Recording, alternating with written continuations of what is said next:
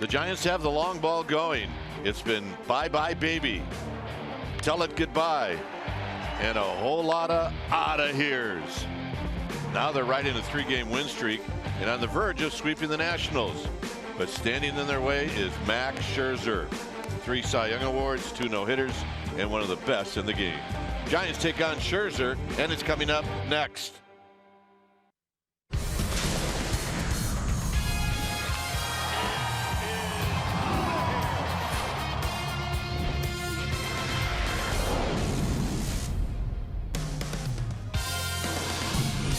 We've got day baseball here at AT Park. This game will wrap up this 3-game series between the Giants and the Nationals. Welcome to NBC Sports Bay Area, and it's powered by Xfinity. Hi again, everybody. I'm Dwayne Kuiper. Alongside me is Mike Krukow. Giants have won the first 2 games in this series. This is a tough Nationals team. They're beat up a little bit. But when you got a guy like Max Scherzer on the mound, a lot of times it really doesn't matter who's playing behind you because he is that tough. Well, he is that tough. He's got 3 Cy Youngs to back up that argument. Yeah. And you look at his numbers, 47 strikeouts, 7 walks. His whip is 0.76. I mean, they're sensational numbers. But he's facing a hot Giants team.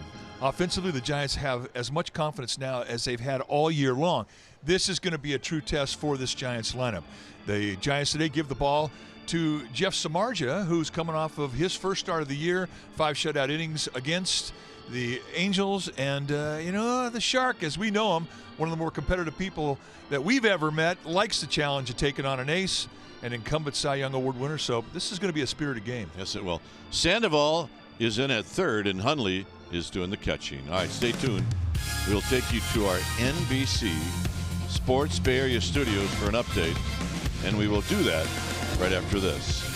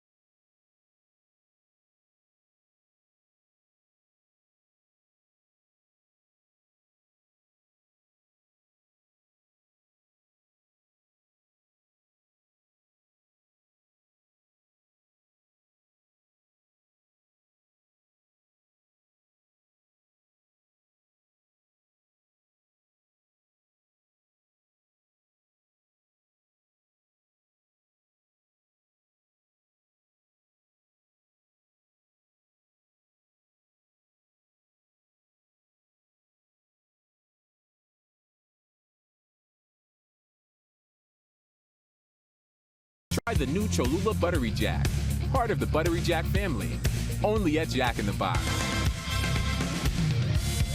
It is a beautiful day at the Yard. You're going to get some day game action. The Giants taking on the Nationals for the series finale, and your San Francisco Giants are on a roll, playing really good baseball. Welcome back to our broadcast, everybody. I'm Amy Gutierrez. Of course, Mac Williamson has been a huge factor in the Giants' recent success. He's hitting these tape measure shots, and he's energizing that Giants offense. But last night, he gave everyone a very big scare. We're going to make it our Built for Baseball T-Mobile moment as we look back at the top of the 5th inning. Bryce Harper hits a foul ball over the Giants bullpen, and Mac goes full force. Took a dangerous tumble, slammed his head into the padded wall, and he was motionless for a moment. People held their breath, but they don't call him Big Mac for nothing. He got up, took inventory, bottom of the 6th, first pitch. He hit what ended up being the game-winning home run, a 423-foot garden shot. Now, he was in the lineup today, but he does have general soreness, and as a precautionary measure, the Giants have decided to scratch him with neck stiffness, and Gregor Blanco will be playing in left field. You're going to get to take a look at Jeff Samardzija, the Shark, on the hill for your San Francisco Giants. They're going up against Max Scherzer. Lineup's first pitch, Crook and Kite, series finale, all coming your way.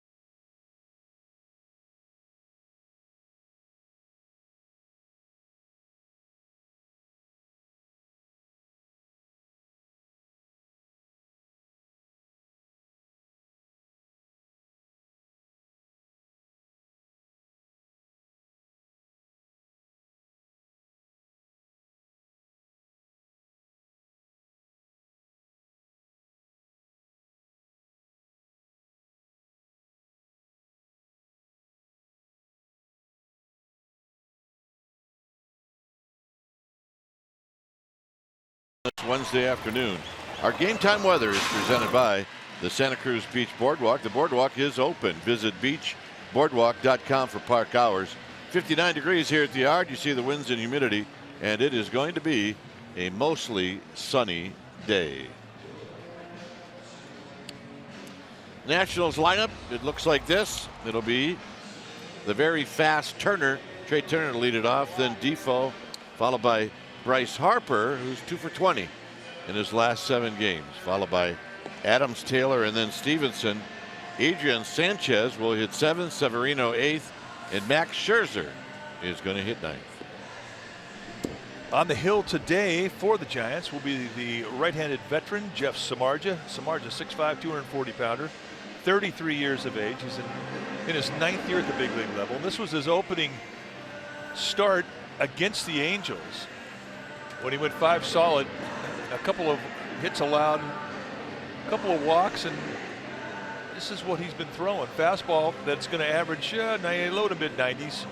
You're going to see that about half the time with the slider, curveball, and he does have a cutter and a splitter, and he's not afraid to throw anything in any count. Samardzija lifetime against these Nationals, 2-7 with a 4.07 ERA.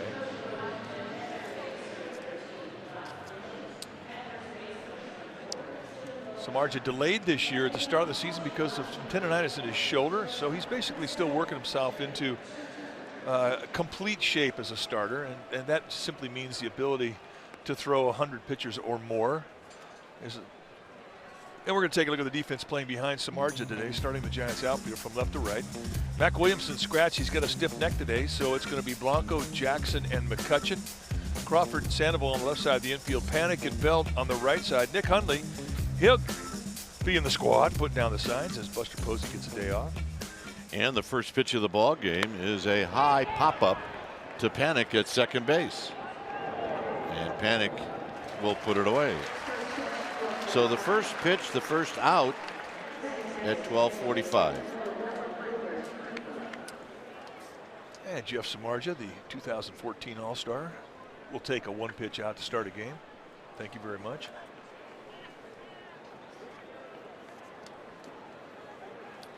Here's Wilmer Defoe.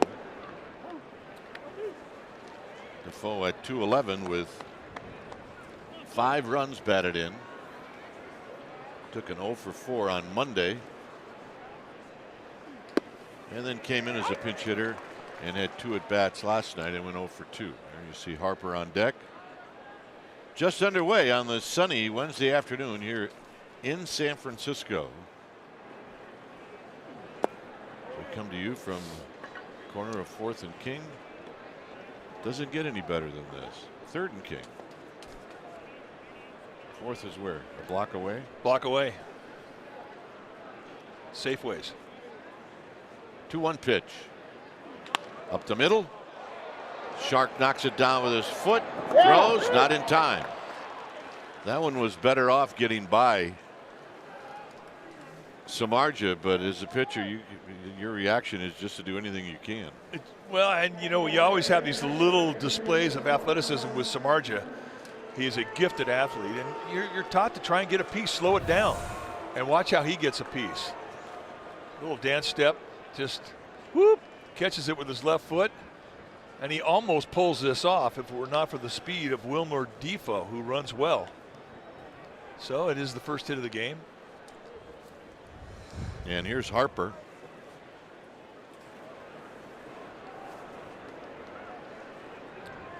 Harper 0 for 5 in the series.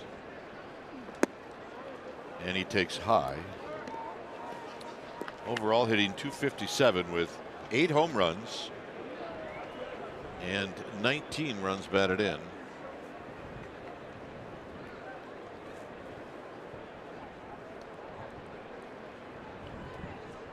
Overshift is on, and that's in the dirt, and Defoe is going to end up at second base. And that is a big league wild pitch. Not a whole lot Nick Hundley can do. The fact that he gets any body in front of this thing at all, and it hits him off the right arm, it looks like. I mean, that itself is miraculous. Still, free gift of 90 feet. Samardzija has done well against Harper lifetime. Foul on the 2-0 pitch. It's 2 balls and 1 strike.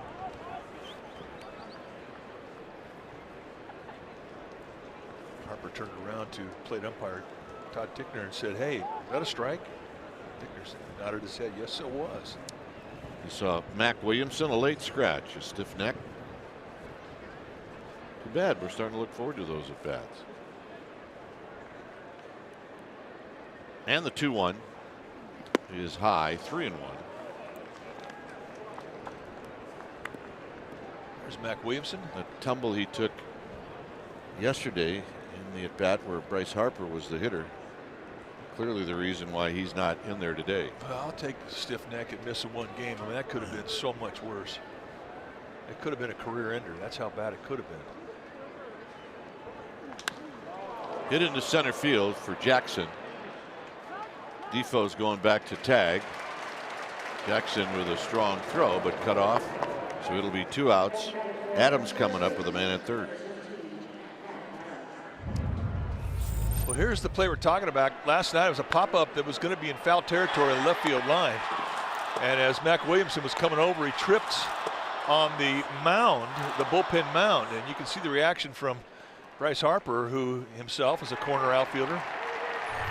And bottom line is he walked away, and we all felt that that was very fortunate. So the fact that he has a stiff neck and he misses today, we'll pay that price. Yeah, next at bat he hit a home run. That does not come out of the hand very well from Samardzija. 1 ball and no strikes. I mean, this is spring training still for Samardzija, so he's still got a little rust on some of his specialty pitches. His best pitch right now is the fastball. It has got good movement. He's starting to build its velocity up.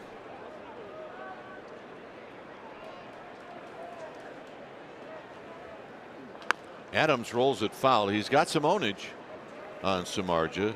7 hits and 14 at bats, 2 doubles and 2 home runs. That qualifies as ownage.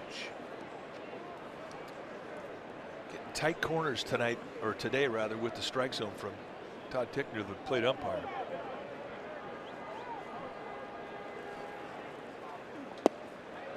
Good pitch, 1 and 2. You'll see low strikes and high strikes. It's kind of a rule book definition. You just don't get big corners.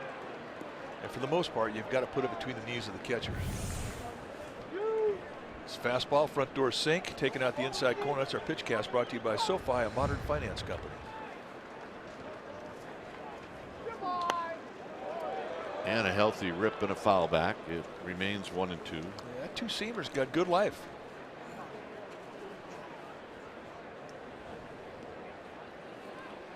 Nationals have lost 4 straight. This is a 9-game road trip for them, and they're 3 and 5.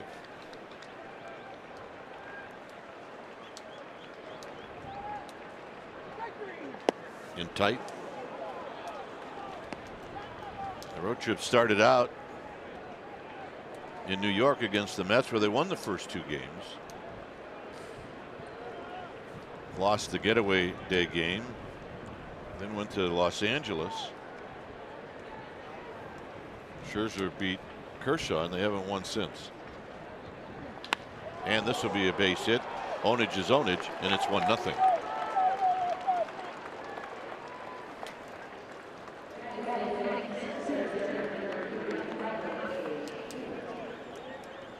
So here's Taylor.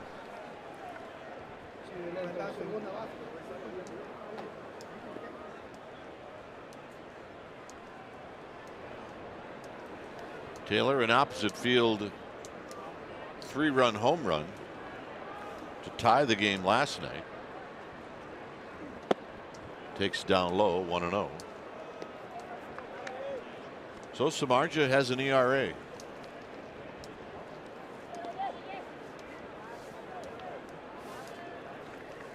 Trying to feel his pitches and see what's working here early on.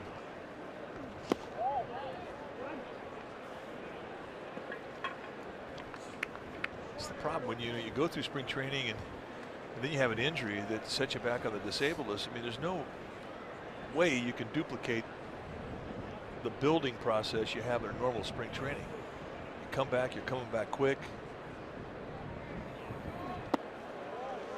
And you're just not going to have the sharpness that you normally start a season with.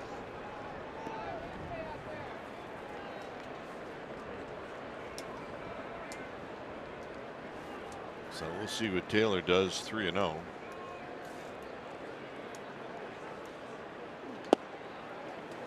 He takes. Perfect location on 3-0. The way your arm builds is you push it, build the pitch count up. Next day you wake up, you're pretty sore, and you know you're building straight. Next time out, you can go 15, 20 pitches more until you get up around 100. So the walk to Taylor. And this is the one thing that Kurt Young, Giants pitching coach, is concerned about. Well, they're more concerned than that. And when you see the trainer coming out, here comes Bruce Bochy along with it. And Samardzija actually looked surprised that they'd come out. So maybe this is a false alarm. Maybe one of these. Look, I'm just not very good right now. I'm not hurt. Well, I mean, that's the one thing about Samardzija. I mean, if you ask him how you feel, I mean, he's going to tell you he feels great. I mean, we always kid him about he could have 2 compound fractures in his throwing arms, and he'd still tell you that he could get the next guy out. I mean, that's just the way he is. That's his mentality. So you kind of have to read between the lines if you're Bruce Bochy or Kurt Young.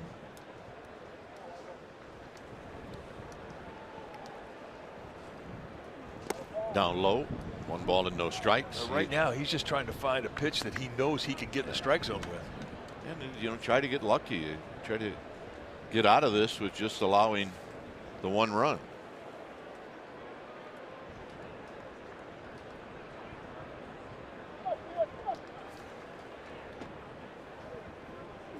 Out of play as he gets into the strike zone. It's 1 ball and 1 strike. Right now, his best weapon is that 2-seam fastball.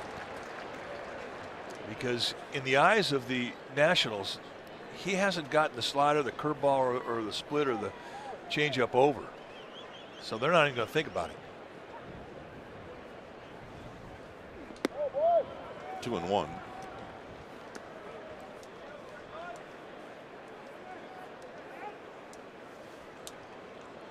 I suppose you can feel a little bit helpless as you're scrambling. It's the worst feeling in the world when you have weapons, but you just can't get them to work for you. It's like you've got the guns, but you don't have the ammunition. Tap foul, 2-2. Grind it out, limit the damage, get the dugout, and then get back out there after your team maybe puts a run or 2 on the board. But this is a big hitter here.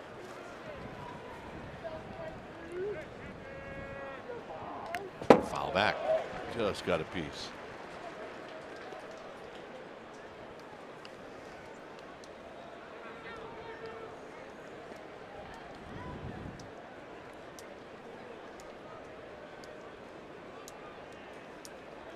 At second is Adams. Taylor is at first.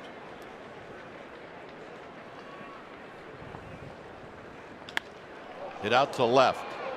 Blanco back. And Blanco can't get it. It's over his head. 2 runs are going to score, and it's 3-0. I thought he had it all the way. I think Gregor Blanco felt he had it all the way. There is some carry on this field right now, the left side. And that's exactly what happened with this ball. It got up in the air and just kept going. And that drift completely fooled Gregor Blanco.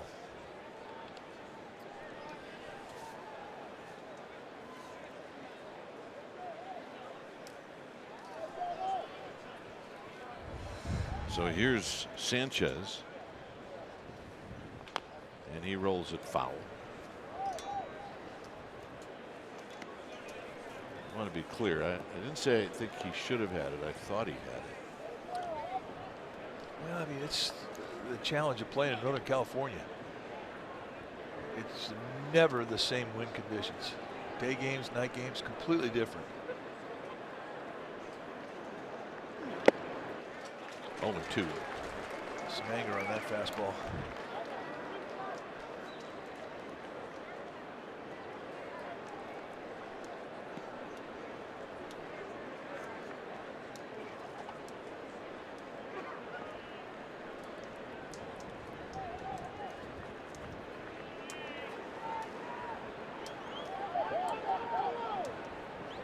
And the 0-2 pitch, and he struck him out swinging.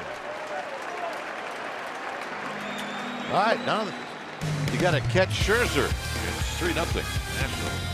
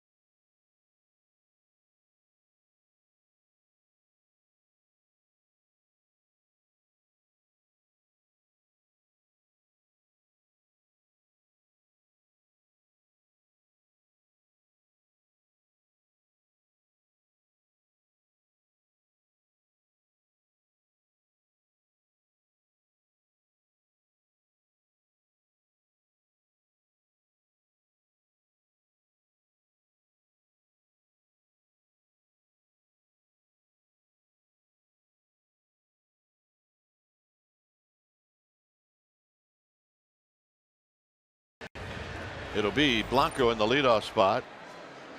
And see what Gregor's done. He's got a little ownage on Scherzer, followed by Panic, McCutchen, and Belt.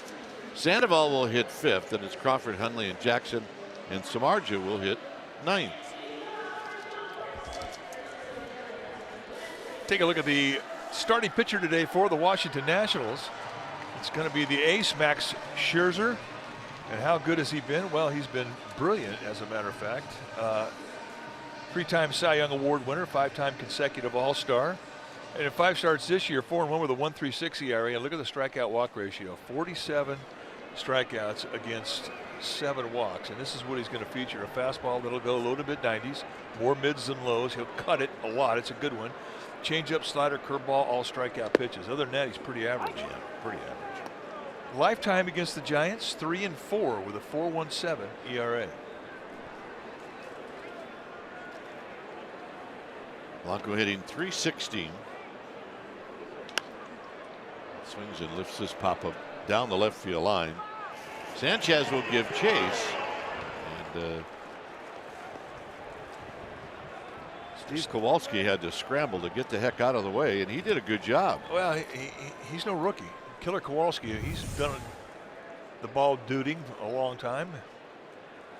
So he got out of the way, but he also let him know that he was there. So it was as much distraction as he could handle. I guess Angel Hernandez probably suggesting maybe he go the other way. Or how about just stay where you were, Meat? Yeah. Way to go, Killer. Foul back. He is a veteran fantasy camper. His wife Patty is the ball dude over the first base side. There's Patty.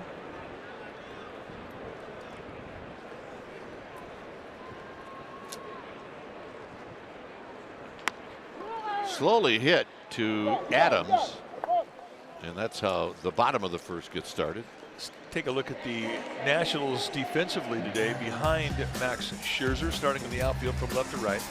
It's going to be Stevenson, Taylor, and Harper, best arms in center and right field. Turner and Sanchez on the left side of the infield. Defoe and Adams on the right side. Pedro Severino, he'll be in the squad putting down the signs. Here's Panic.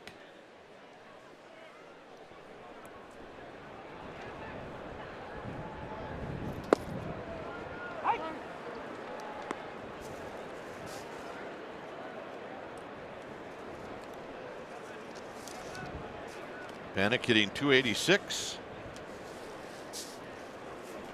And that just runs inside, and it misses. A ball and a strike. 3 hits in the game yesterday for Joe Panic.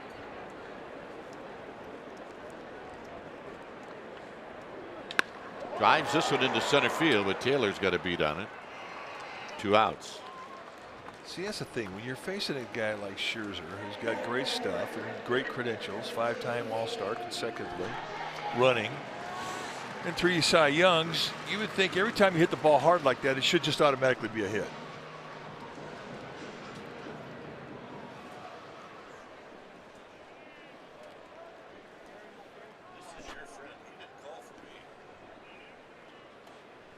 So here's McCutchen.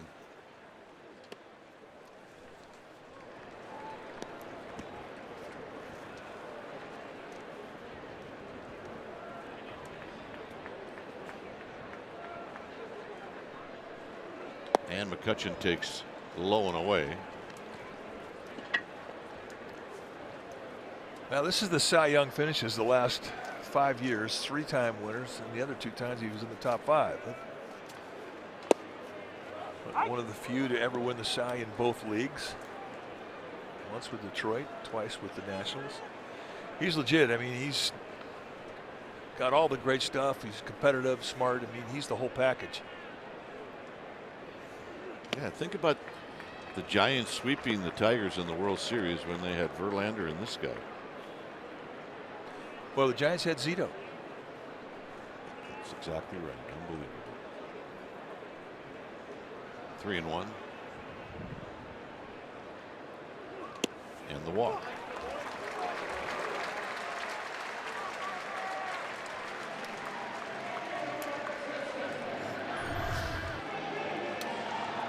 Max Scherzer, 3 Cy Young Awards, Wins, as this is all since 2013, ranks first. Strikeouts first. Innings pitched first. Walks, hits per innings second. Opposing batting average hitting 204 a second. Win percentage 732 third. And those are called credentials. Here's Belt. Belt, it's a high drive to right. Down the line, it is foul. Wow.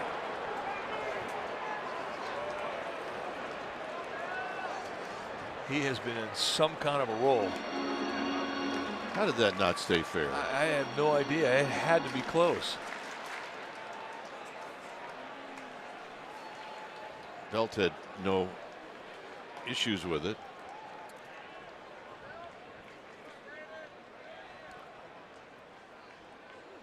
Pulled foul, nothing in 2.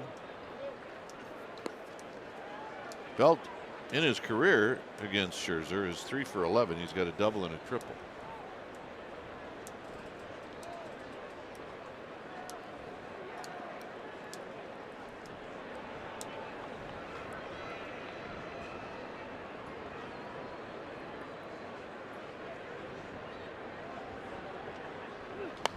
Foul back.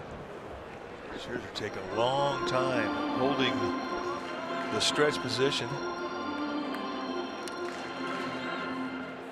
I was really kind of surprised that Belt stayed with him the whole time. He did get in there. Most guys would have called timeout there. 1-2. Changeup, and we're talking about a quality changeup. And in an 0-2 pitch, that's a pretty perfect pitch. To Belt's credit, he laid off it.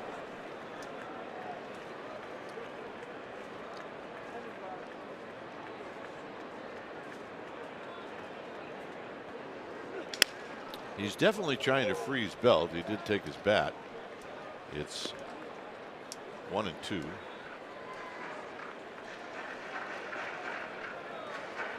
So a new bat, got a little new stickum.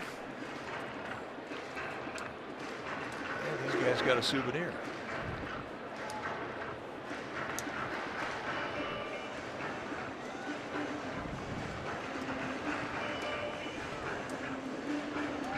So Belt back in the box.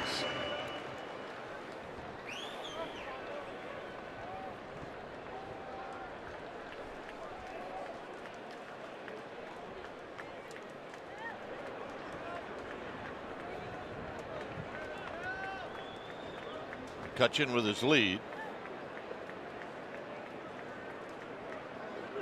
And he got him, and that'll end the inning. First strikeout for Scherzer after 1, 3-0 Nationals.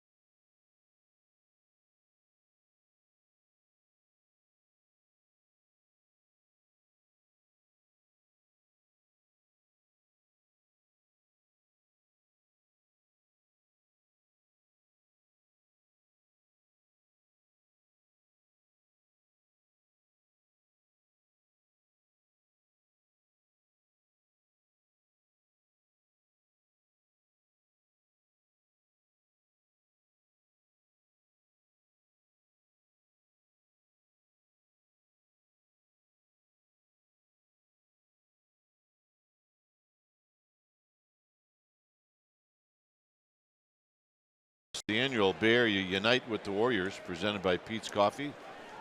And your package is going to include a ticket to the Giants-Padres game and then a Giants-Warriors reversible scarf. sfgiants.com/special events. Severino. No balls and 1 strike.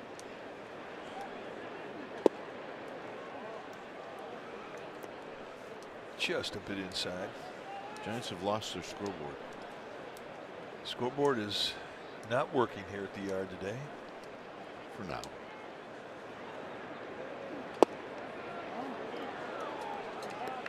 Two and 1. Well, at least they have the line score. And that is the correct line score.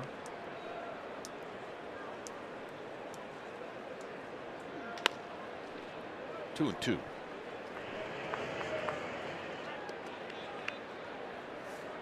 Well, when you're a ball dude or a ball babe, I mean, you want to get a play. You want to at least touch a ball so you can give a ball to a kid. That's the best part. So Steve Kowalski getting it done.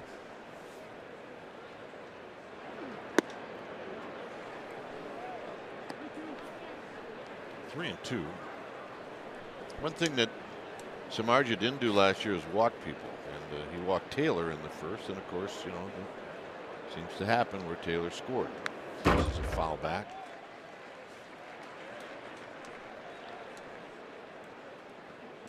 Hey, Andres Torres is here. Ernie Banks, Omar Vizquel. 3 good guys. Yeah, really good.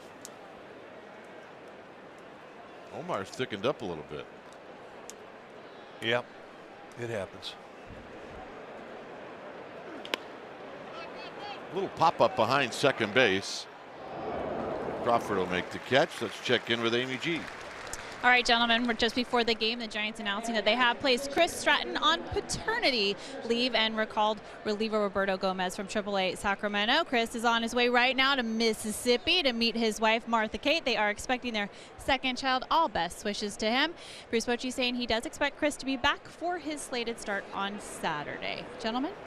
All right, so good luck to them as Scherzer on the first pitch drives it to Blanco. It is one of the positive steps that Major League Baseball made for future dads to be able to be there for the birth of their children. I mean, I wasn't married and I didn't have to go through any of that, but I watched my partner go through it, and it was agonizing at times, not knowing if you were going to get back in time and not knowing if you were going to get approval to be able to get back. Well, it was not automatic. I mean, it was not automatic. The manager could say, no, you can't go. I mean, I've told this story before about Bob Brenly. His first child was about to be born, and we were in New York City, and the Brenleys were back here. And he asked Frank Robinson in that office at Shea Stadium if he could go back, and he said, absolutely. I think it's important if you do, but just be back by the game tomorrow night. So it was impossible. I asked him what the birth of my second son. We were in Pittsburgh, and our pitching staff was all banged up, and we had a doubleheader. I asked if I'd go. He goes, yeah, absolutely, after you get done pitching. 1-2, and it's high to Turner. So I missed it. So the point is it's better this way, especially if you're a starting pitcher. And you don't have to be a starting pitcher to get those privileges. Any ball player can leave. Well, and the team isn't penalized because now they can replace you with a player. And I think that was the whole point of the rule. I mean, obviously they want to have these guys share in the joy of a baby and be there with your wife, but they also don't want to penalize the club. Bring a guy in to replace him. Your bullpen's not stressed. That guy can help out. So it's a good program. That got Hundley on the foul.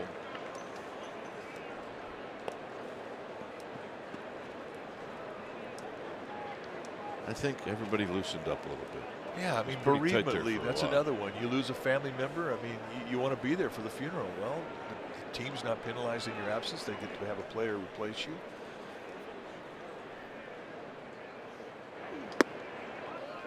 Three and two. Certain things in your life you have to do or you want to do. Well, you miss so much anyway because you're gone, and that is part of your job. So if you can make things work, it's a good plan. Hit out to right field. McCutcheon will give chase, and it'll be right into that loft area. It remains 3 and 2.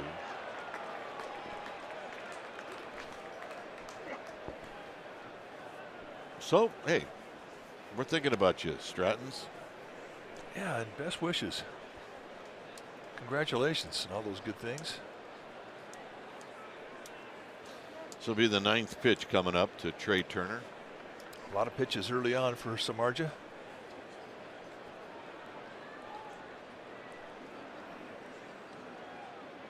Out of play again. I mean, ideally, they'd like to extend his pitch count out to 100. But if he has a lot of stress innings and with a lot of pitches in those innings, like is happening right now, I mean, they may cut him off at 80 pitches. It's being protective. Up the middle and a base hit. That's the bone crusher. When you go toe to toe with a guy for 10, 11, 12 pitches, 21 pitches, if he gets on base at the end of that, I mean, it really, that's a tough pill to swallow.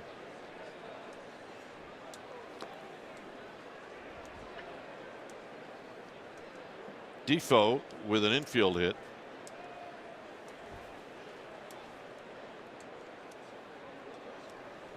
And eventually scored on the Matt Adams 2-out base hit.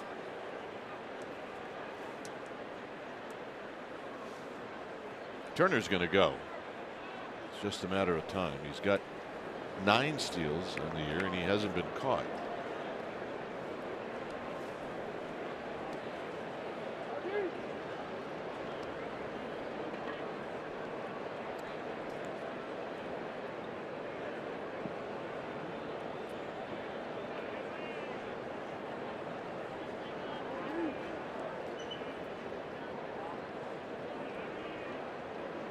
Giants thought he was gone, so they throw out a pitch out, and it's 1 ball and no strikes. They always say, when's the best time to go if you're a base stealer? Well, right after a pitch out, it's a pretty good time. You don't see many times where teams pitch out twice in a row, back to back.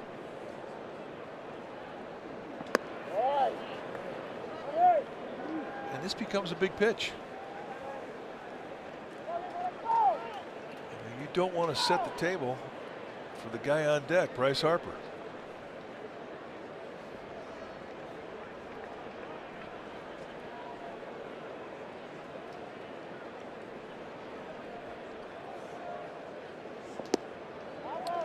No.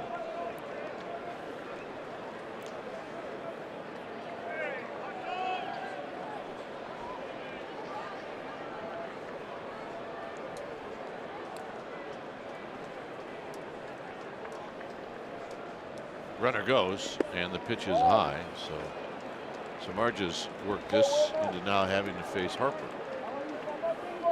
After 2 quick outs, it has become a stress inning.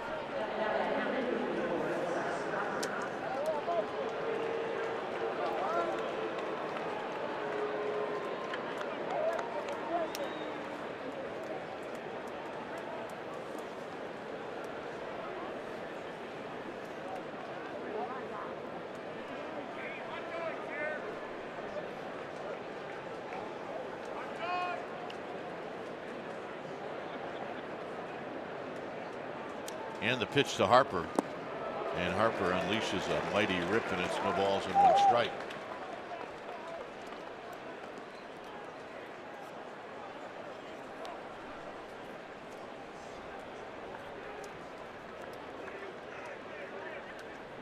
Turner with great speed at second and good speed at first, and Defoe.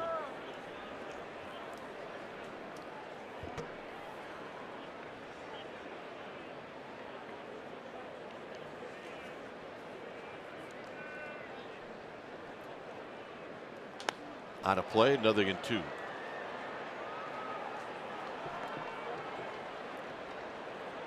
"54 pitches for Samardzija.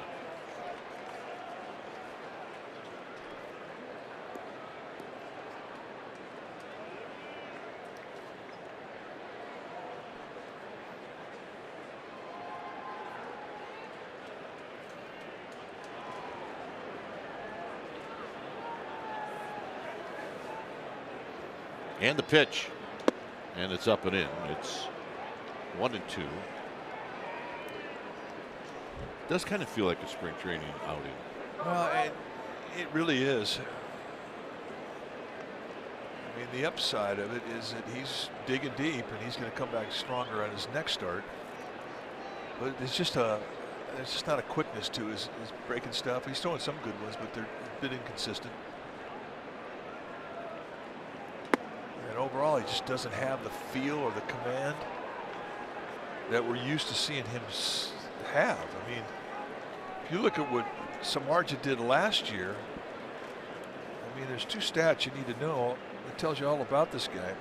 In 207 innings, he struck out 205. He walked 32. So he's a command guy, and he just doesn't have the sharp command that you normally see him have today. Got Harper on the high fastball, and that'll end the inning. Pablo Sandoval to lead things off.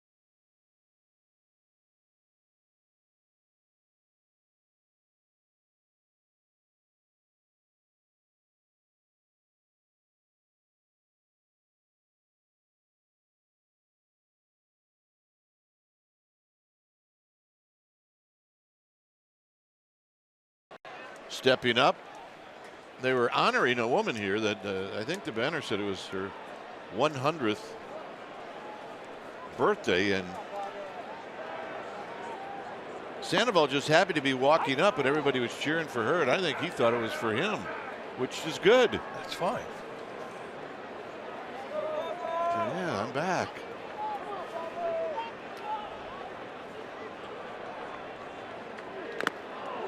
Healthy rip, and it's 0-2. Caught a piece of top pitcher, the plate umpire. He let out a grunt, and watch Severino's reaction to it. Goes up and hits him right on the shoulder point, left shoulder, and Severino, he recognized the sound because he's made that sound as well. Everybody does that puts on the equipment to catch or ump. Oh, they're going to say he went around, and that's strike 3. Angel Hernandez, seriously. Well, time for our Xfinity Fast Pitch. Is powered by Xfinity high-speed internet. This is this 93-mile-an-hour fastball with two-seam movement up and away. And Samardzija throws. They get Harper to end the inning. Our Xfinity Fast Pitch. See ya. Here's Crawford. Crawford had 197 with a home run. He's got 2 runs batted in. And he chases that fastball belt high. It's 0-1. Scherzer's got great stuff. We talk about the mid-90s fastball that he has consistently. Great movement, but he's sneaky. He's got a low 3/4 delivery.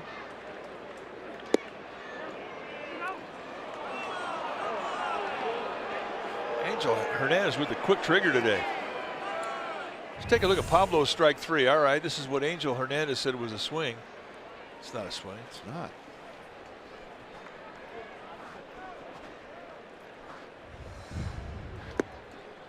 See an umpire make a call like that, you're thinking, what time's their flight? It's only natural to think that. Yeah, you think to yourself. You would never openly say something like that or suggest something like that.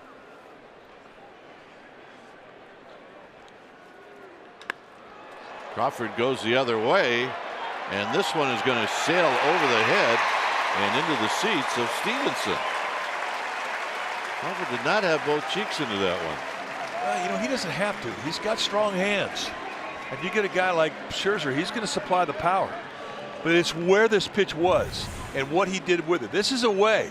It's off the plate. It's up. And this is what he's not been able to do. Keep that front side locked, that head down through the swing, and that's perfect. This is a swing to build on. He's been really scuffling. And left field has always been his way to solve a slump. And that is a good sign for Giants fans.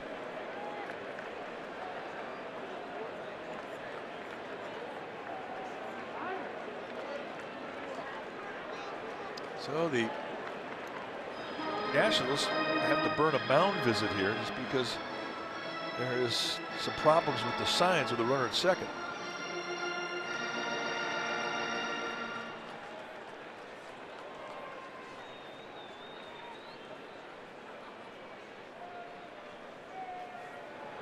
Here's Hundley with Jackson to follow. Giants' first hit of the game is standing at second base. And Brandon Crawford, as Hundley waves at one, and it's 0-1. I really like that rule, the 6 mound visits per game rule.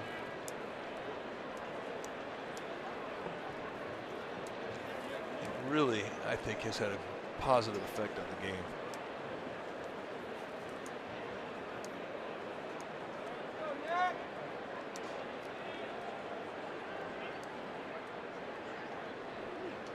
And a strike. It's 0-2. Changeup. The other thing too is, you know, you look at the catchers and how they use them and when they use a mound visit. It tells you a lot about the catcher. It tells you about his true understanding about rhythm, about when to go out and when not to go out. On the left field line, that'll be a base hit. Crawford's going to score. Giants are on the board. Hundley into second base with a double.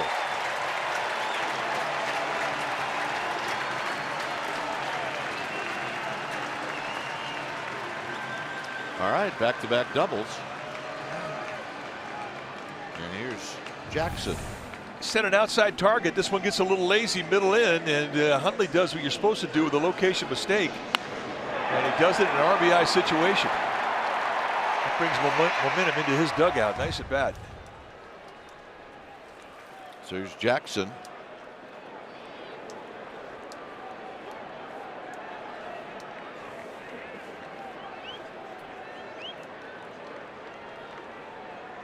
When Scherzer was pitching against the Giants in that World Series in 2012, Jackson was Scherzer's center fielder. They had a nice exchange. Nice greeting at the start of the series. Good friends.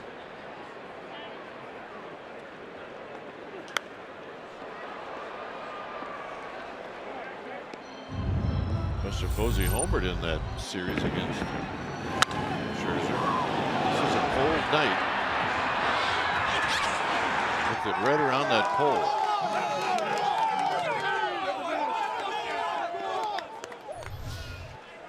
Unbelievable experience. So much fun.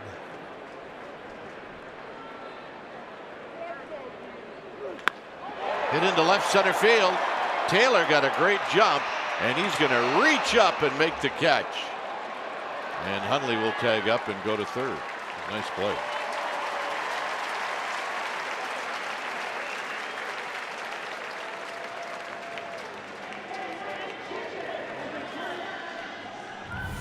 Well, let's take a look at that catch. We talked about the drift that is in this field, and you can see as Michael Taylor gets over with his route, he has to bend it to his right and then go back on the ball. And that's all the carry that you get from the wind. It didn't hit him in the sweet spot, but nevertheless, nice soft-handed play from the center fielder. So Samardzija, who did not hit in his last start due to the DH, sees the first pitch of the year for him and a swing and a miss.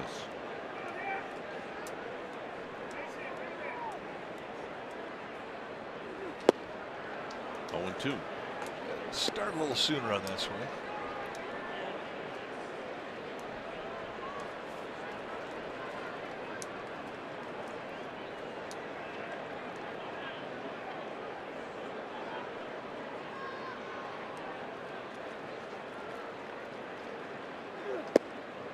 And that'll end the inning. Giants on the board. It's 3-1 Nationals. There's the woman we were talking about, 100 years old. No way to go.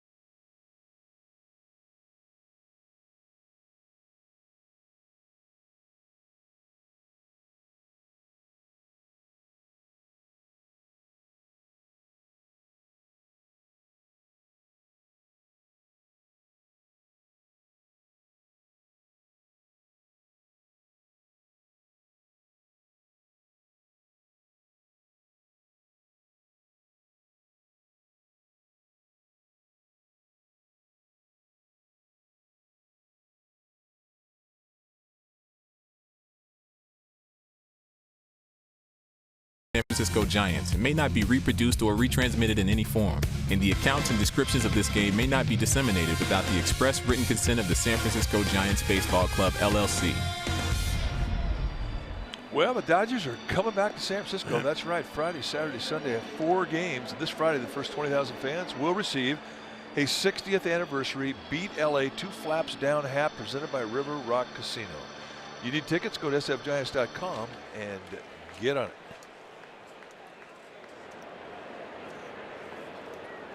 Adams, Taylor, Stevenson.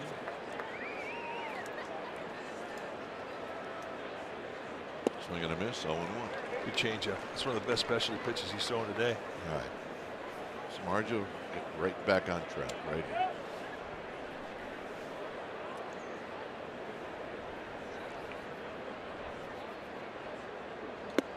High, 1 ball and 1 strike. Adams with a 2-out single to knock in run number 1 in the game.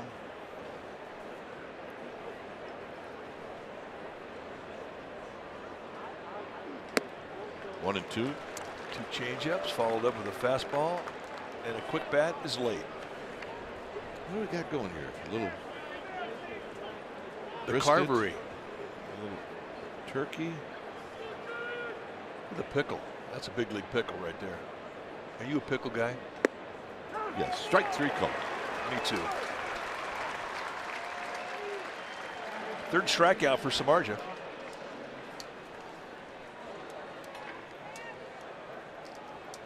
Not really big pickles, though. I like the little ones. Yeah. You know, the ones maybe about the size of your little finger. I'm kind of an equal opportunity employer when it comes to pickles. Here's Taylor. Everything's starting to tighten up now. It's not unlike Samardzija to, find his rhythm late.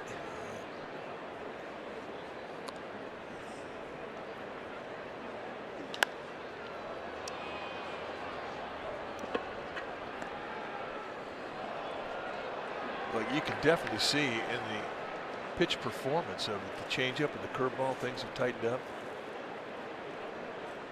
Gotten quicker, he's gotten better command, thrown to better locations.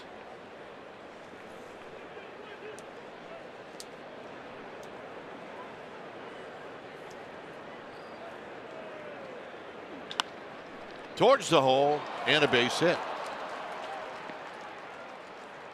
And that came on an 0-2 pitch. And here's Stevenson. Taylor is like Turner. He's got 9 steals. He hasn't been thrown out, so you just got to keep an eye on him.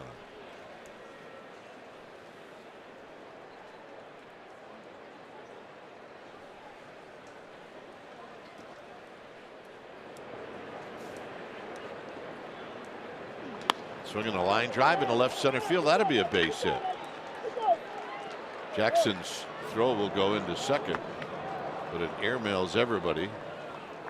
Belt cuts it off, so it'll be runners at the corners.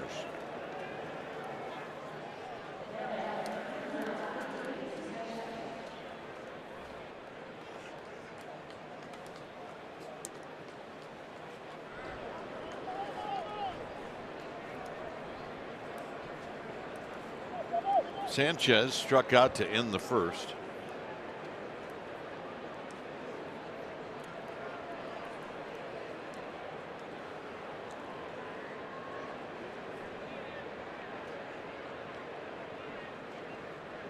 And a bunt that Samardzija is going to spin and throw home, and now they got Taylor in a rundown, and they will tag out Taylor. Nice play. Yeah, a little personality at the end of it. Boy, we're never surprised at the athleticism by this Jeff Samardzija. He's 6'5", 240. I mean, he's a big guy, and watch him come back, bunt. This ball gets by Samardzija. I mean, they're not going to have a play. Not only does he get it, but an off-balance strike to Huntley. But here's where the personality hits the ear of Michael A. Taylor, and then he sort of kicks over to Sandoval, and he makes a tag. But that could have gotten ugly. So that's not how they work on it? No. But look at this effort here. Falling backwards. And right here, it gets a little weird, but they get the out. Here's Severino.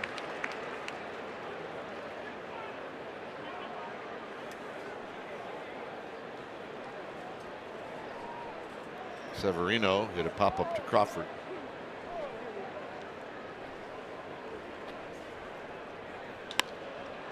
And this is lifted out into left center field, where Jackson says, I got this one, and he does. A nice job by Samardzija.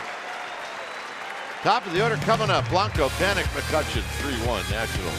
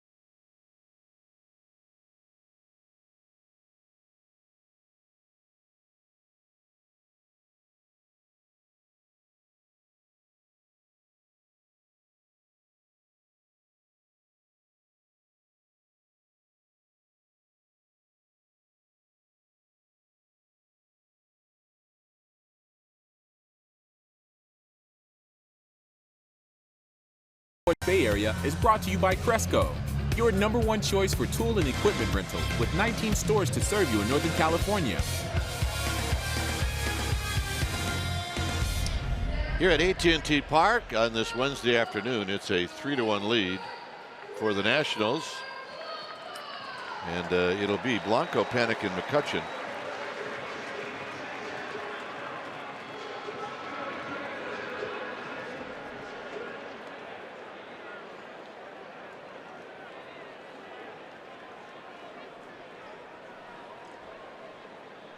So here's Blanco, who rolled out as he bunts it third base side, and it's going to kick foul.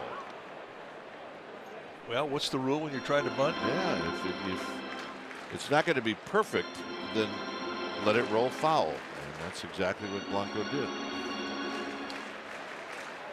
Even though you won't see anything in the box score, you call that a good bunt.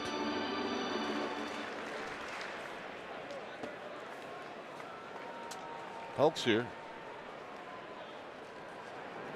And do not mess with him. Yeah, do not mess with the Hulk. Swing. You're going to miss. Nothing in 2.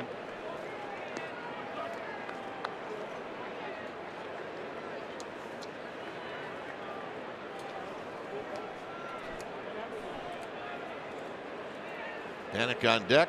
We are in the bottom of the 3rd. Hit into center field. Now Taylor drifting back, and on the track he makes the catch. Wow. Take the Giants on the go this season and stream the games on NBCSportsBayArea.com and the NBC Sports app, and it's brought to you by your Norcal Honda dealers. Here's Panik.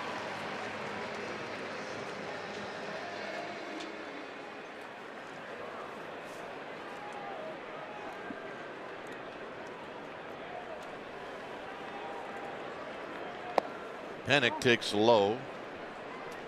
Yeah, we talked about the wins here at AT&T, and we saw them at Candlestick. We saw them at Seal Stadium.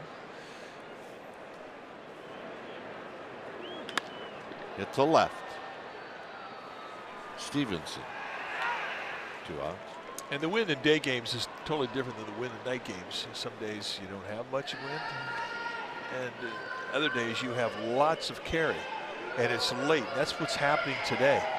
It's not an easy field to play. If you're an outfielder, I mean, you've got to be aware. Chili Davis, who played a great center field when he was here with the Giants, used to say you can't commit early on a fly ball here because of the winds. Here's McCutcheon. And a strike to McCutcheon. And pop-ups have always been entertaining. Always lots of personality. If you're a fan, they're entertaining.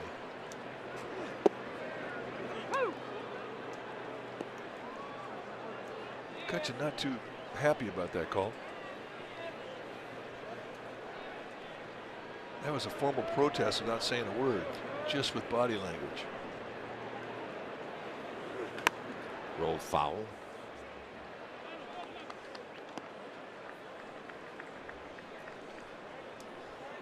And I like that pitch that followed it up. Once you get a pitch from an umpire, and in that case it was down and in, he went right back with different movement, and he went farther down. And the high fastball ends the inning. After 3, it's 3-1 Nationals.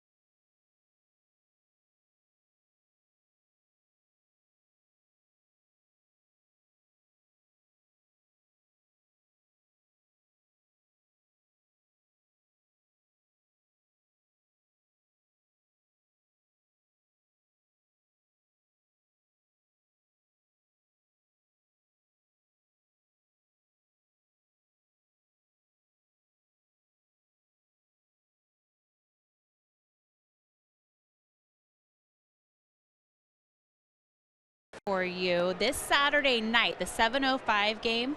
The Giants and Rawlings, well, they're going to present some hardware, and we get an exclusive look at it before anybody else. Gold gloves for Evan Longoria and Brandon Crawford will be presented to them before the game, 7:05 start for the 2017 season. This marks the third gold glove for each of them, gentlemen. And then something extra special to commemorate Brandon Crawford's third straight gold glove. First 25,000 folks, you're going to get a Brandon Crawford gnome. Now, 1,000 of them have been dipped in gold, and it's going to be random who gets it. It's kind of like finding the golden ticket from Willy Wonka and the Chocolate Factory. Dwayne? Yep, there you go. Let's go on A to G. Aimer the Gamer. A Willy Wonka reference. So, you saw it, the Wilson Gold Glove. Well, I would expect an old Wilson guy to say that. But it did cross your mind if you were Wilson and a guy who didn't have your fielding percentage and was wearing Rawlings won the award. Yeah, every once in a while, a day, you thought of it. There's a foul out of play. But it is, I think, one of the coolest awards. Very cool. Went to Jim Cott's house one time, and Jim Cott had 16, I believe, and they weren't out anywhere. It's going to be Sandoval cutting it off, and nope. That's how fast he is. Boy, he puts pressure on an infield. Second hit of the day for Turner.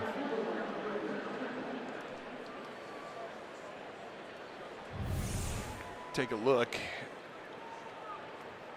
It was a foot race to get to the ball. Now, I mean, there was no way that Sandoval could make a bare play out of it. He knew he had to make the exchange glove hand to bare hand, and that's all it took to decide the play.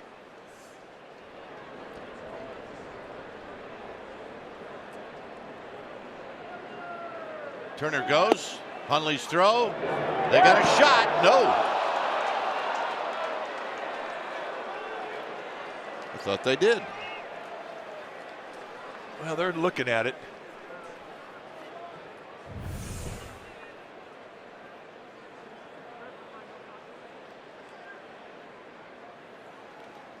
They might look at it, Mike.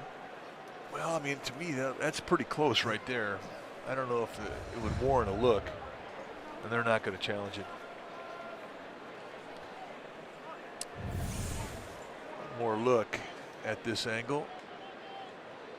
That's too close. Can't trust New York on this one.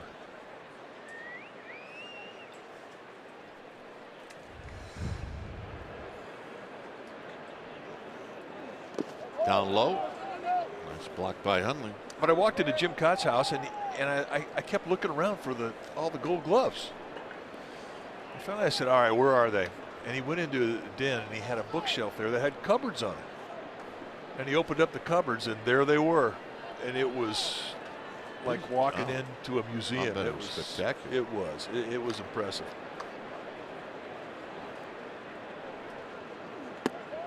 Very high. 2 balls and a strike.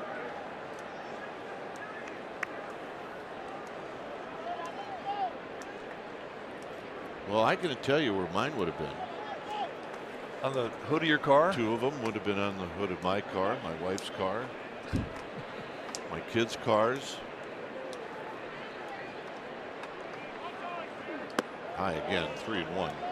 Yeah, that is. Plus, you know what? It stays with you the rest of your life. Whenever you're retired, long after you're retired, when you're introduced. And here is former Gold Glove Award winner Evan Longoria. That makes you stand a little taller. Absolutely. And a strike. It's 3-2.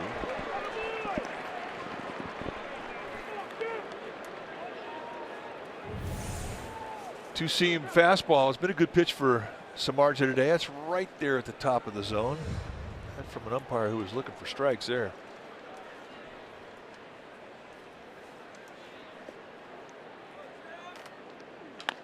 On the ground, Sandoval. He's going to throw him out. Nice play.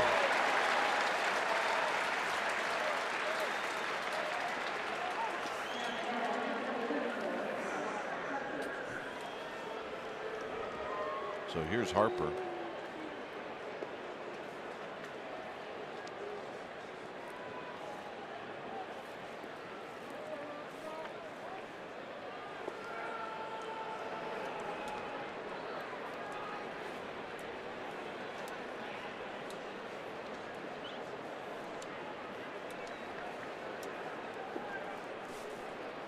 Harper is 0 for 2. And he takes that first pitch inside. And you said it, Mike. He start to build his fastball, and that was at 94. And we see him start off a game at 91, 92, and by the end of the game, he's throwing 96, 97. Oh, good pitch.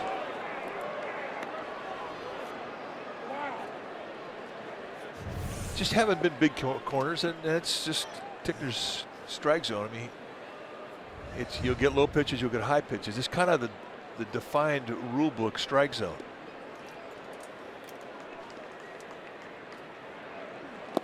Nice block.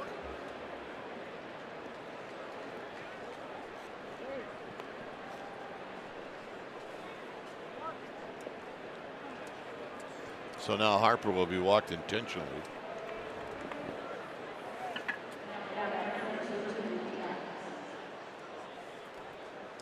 Yeah, these guys are feeling it. Well dressed. Couple of all-stars. I love it when the little guys get on the edge of their seat. They are paying attention. Pretty good combo there. Yeah, that's a good combo. Here's Adams, who singled and he struck out. Samardzija has had to pitch with traffic and through traffic every inning.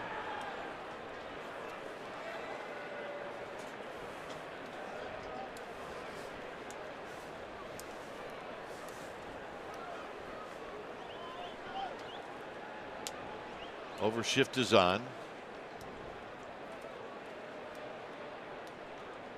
Runner goes, and Hundley just a bluff. Harper will pick up his third steal of the year.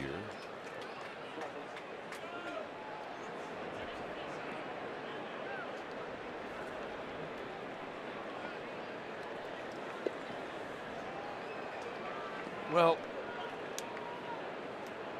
but Harper stole that base. I mean, it kind of redefined as to how this at bat could go. A flinch. Just not getting that front door sinker. Tickner with a flinch. But Samardzija does not have to give in with that open base. And you can't fault Tickner. I mean, he has not wavered on this location. He's just not calling it. It's close.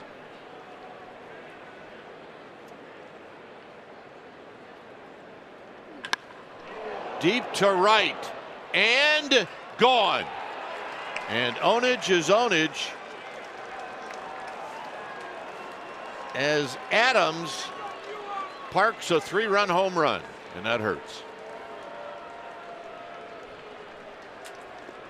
With first base open.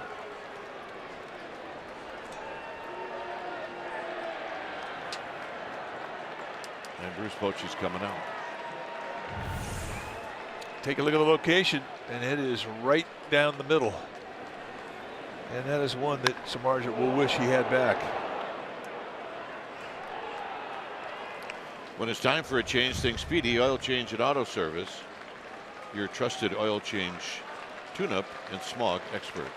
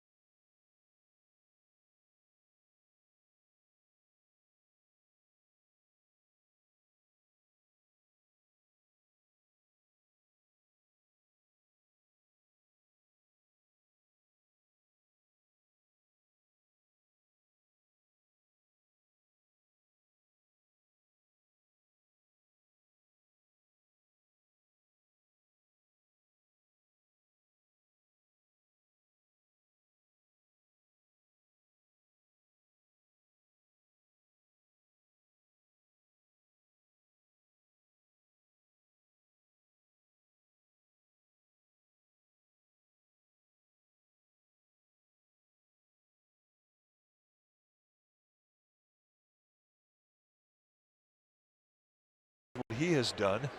In 8 games in the month of April, he has been very solid. 0-1, but with a 1.80 ERA. Converted starter. He's got 4 different types of movement he can give you, and a fastball that can go low to high 90s. Matt Adams took advantage of a mistake to location and has stretched out this lead. 0-2.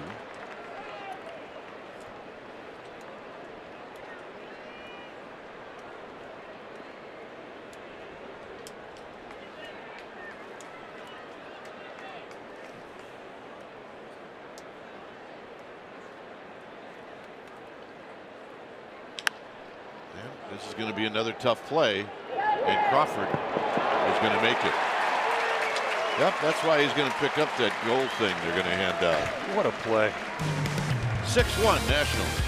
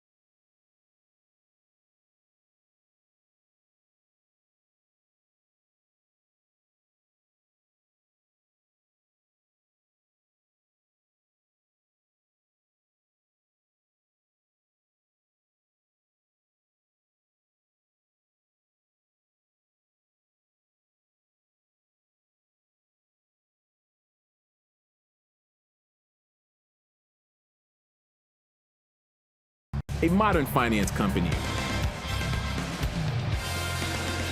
So onward to the bottom half of the 4th inning. Nationals with a 6-1 lead. Let's take a look at Brandon Crawford's Gold Glove effort coming in. He knew he had to hurry. Michael A. Taylor could put speed on a play, and in the end, it wasn't close. Watches it right into the hand and then unloads with a slingshot. And here's Belt. And Belt takes wide. I can watch this play all day long. Right in the palm. And then there's the sling. Yeah, you throw a palm ball. 1 ball and 1 strike to Belt.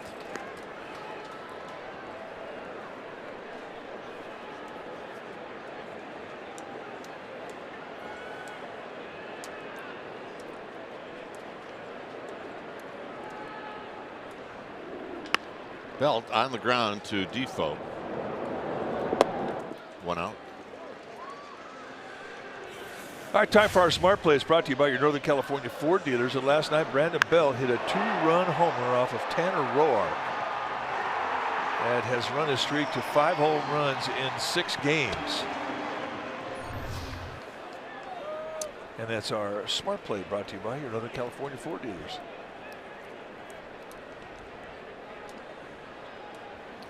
Sandoval struck out in the 2nd. Had that body language like, what was I doing taking that pitch? Well, it was a changeup, and that's not the speed he was sitting on. That's one beautiful thing about a changeup. And a base hit. You don't have to have perfect control with it. So he followed up with a fastball, and Sandoval said, all right, I'll just go the other way. Something that he learned to do at the big league level. Use the left side of the field. Really let that ball travel in deep. It's almost like he hit that ball off his left hip. pitching coaches or hitting coaches look at that and they smile. They sleep well when a guy's doing that.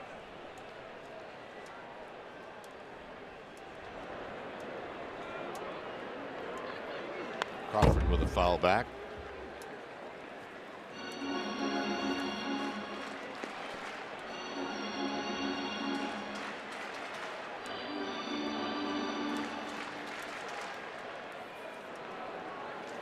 Next pitch for Scherzer will be number 50.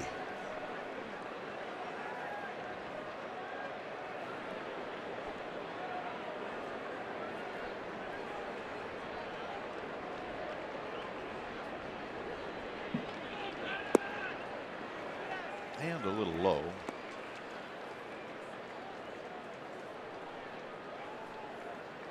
Crawford's last at bat, really a solid effort to hit the ball off the wall in left field.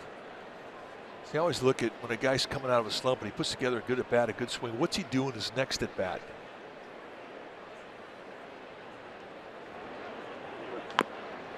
And he taps this one foul. Because when you come out of a funk, I mean, you kind of go one swing at a time. You find that good swing. Now can you do it again? Can you repeat it? Can you hold that swing? Can you maintain it into the next day and the next day? And it usually comes 1 out of 5 is good, 2 out of 5 is good, 3 out of 5 is good. You kind of piece it together that way. And then boom, it clicks and you got it back. And he got him. And that's the problem with a great changeup like Scherzer has. You get so conscious of it that you get late on a fastball. And he threw that 94-mile-an-hour right by Crawford. 5th strikeout for Scherzer. And you look at the percentage of swing and miss, and he's ranked in the top 3 for the last 3.5 years or 3 years and a month. Swing throughs, I mean, that really is indicative of stuff. And he's got great stuff. And he's got great command to go with that great stuff.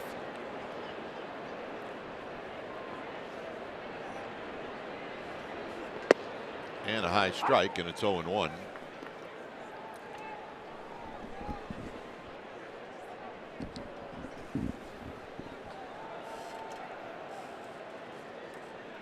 At first is Sandoval.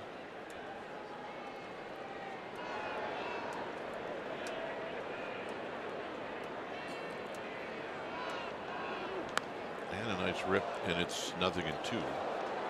Osich hitting down to the bullpen.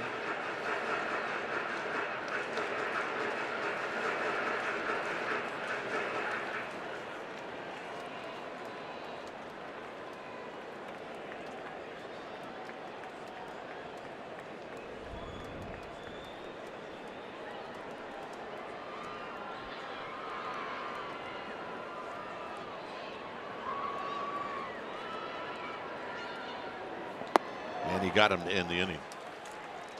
6 strikeouts through 4 innings.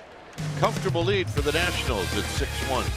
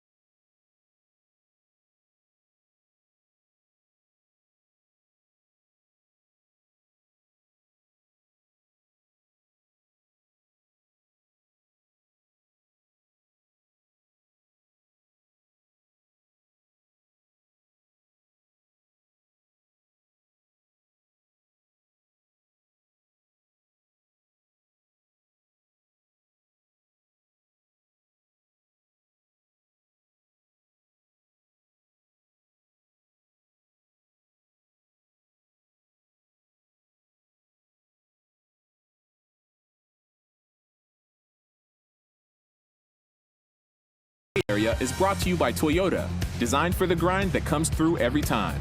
See your local Toyota dealer today. Toyota, let's go places.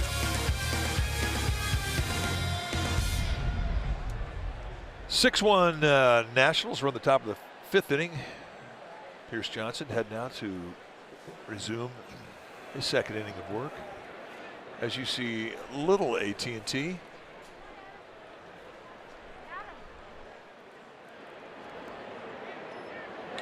And a line drive, and it just clips off the top of Crawford's glove. That's third hit for Andrew Stevenson. You're a part-time player and you get a start. That's how you take advantage of it. Yeah, look at this guy. He said, I'm feeling it. They just brought me in to face the lefty. All right, here we go. Swing and a miss. This guy has some talent right there. I like the way he went out there. He looked like Greg Lefferts when he ran out there. Well, he wears his hat like a lefty, absolutely. There you go. Yep, that's a left-hander. That's a happy boy right there. I don't think anybody else is going to be playing on that diamond anytime soon.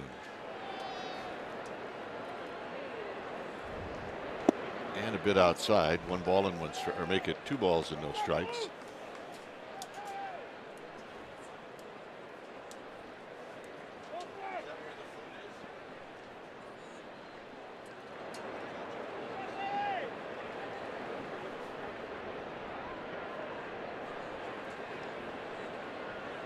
Here's the 2-0 pitch.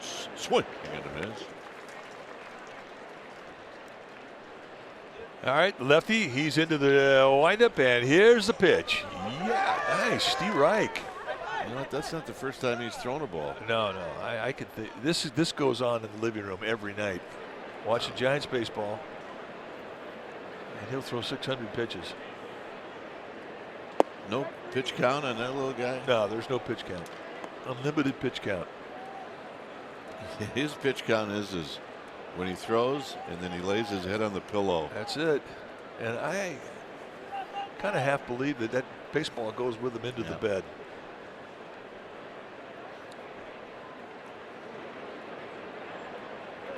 Out of play. 3-2 to Adrian Sanchez.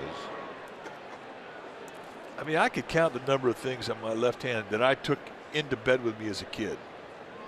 First glove, first baseball, first bat, guitar, comic book.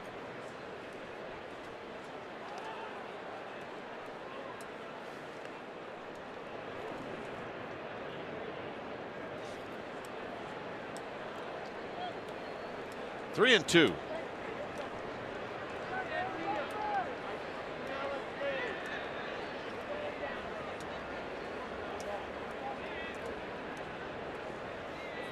Stevenson does not go, and there's a base hit up the middle.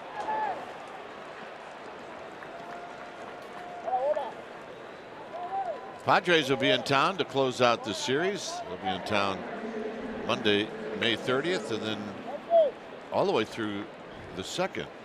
The dynamic deal offer is $8. Visit sfgiants.com to take advantage of these offers, these $8 offers.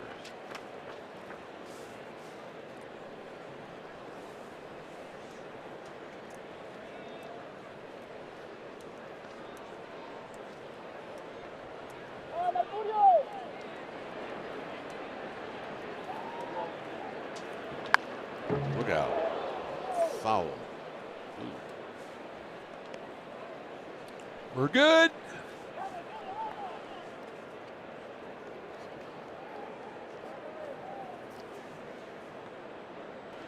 Is that Marcus? Yeah, I think Marcus is all right. I kind of half expect him to make the play, though. Make the play, Pete.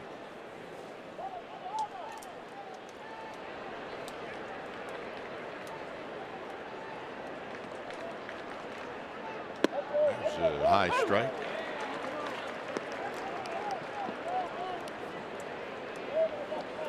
I don't think Severino was too enthusiastic about that call.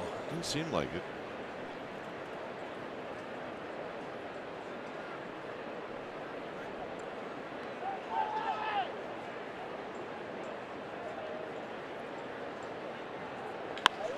Hits this one to left. And Blanco's there to make the catch. The throw will go to third, and both Nationals players tag up. Well, normally it's a mistake when you throw to the lead back. You try and keep that runner at first base there. But I think with Adrian Sanchez's speed, it really wasn't going to make a difference. The momentum of the play took Blanco back to the warning track, and he was not coming towards the field. And he doesn't have a strong arm, so it really did make a difference. But with both runners moving up, it is going to alter how the infield plays now. And Scherzer can hit.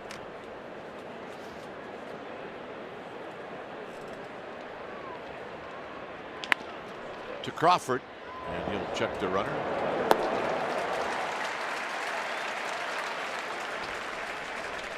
And that'll bring up Turner. So a 1-pitch out, that's better than a 3-pitch strikeout. Both non-productive outs.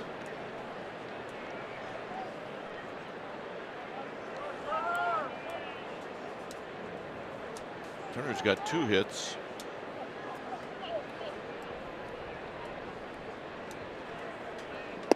And a strike. His infield hit in the 4th inning with 1 out. It was an infield hit, a ground ball out, a walk, and then a 3-run home run. And that broke the game open.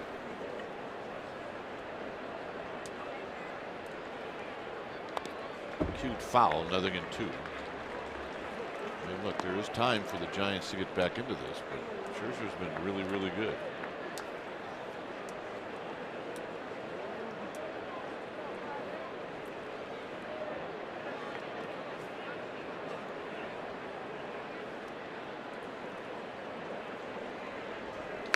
Foul back. Pitch that was up.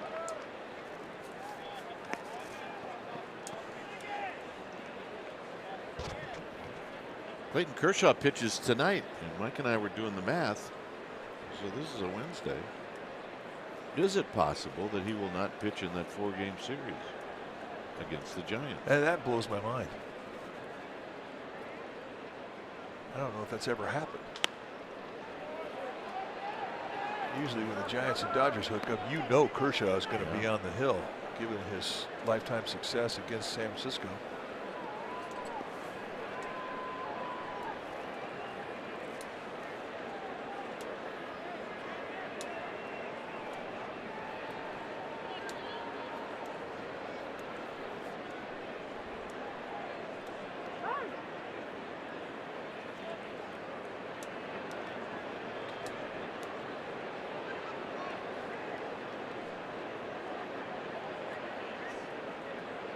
Oh, 2.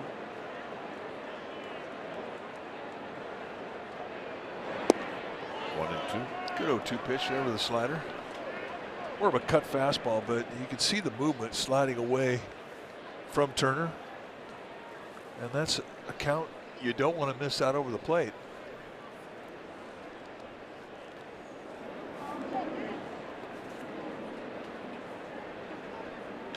On the ground, Belt off of his glove and into right field, and both runners are going to score for Turner, his 3rd hit.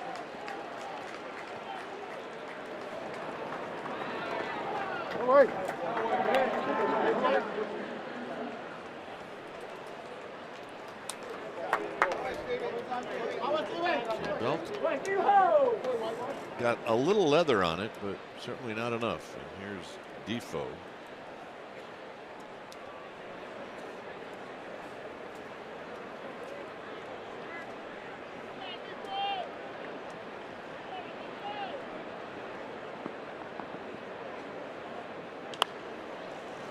Defoe lifts one foul and out of play.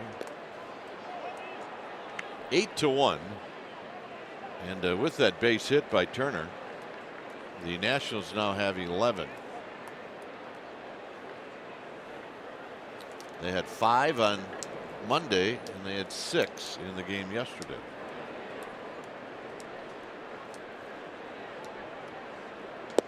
Outside, it's 1 ball and 1 strike.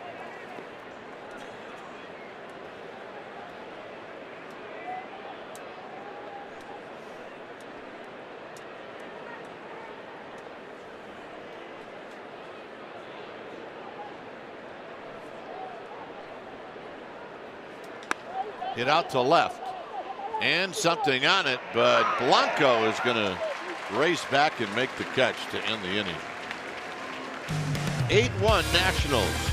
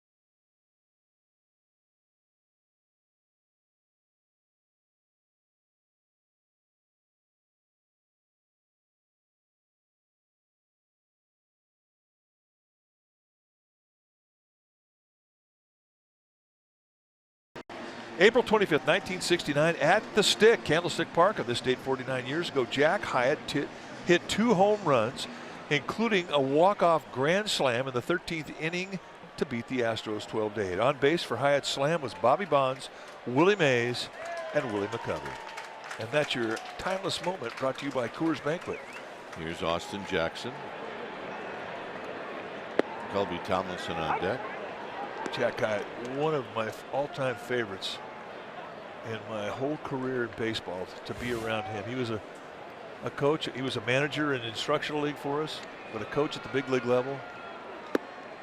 And he was the best storyteller I ever heard. Yeah. He was hysterical and a really a good player. Played against him when he was in Wichita. That's right. I think he was a player coach.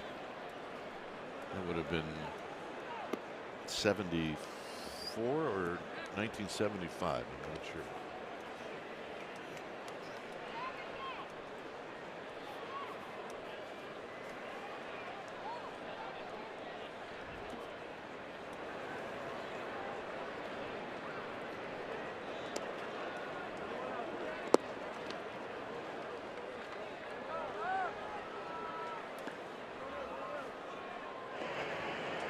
There's Osich.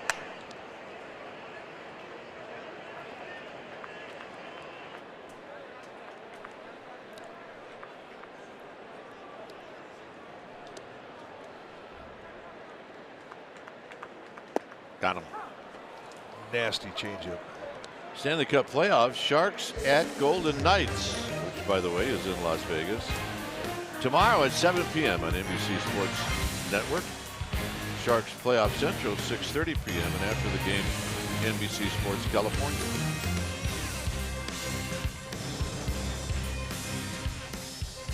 Here's Tomlinson.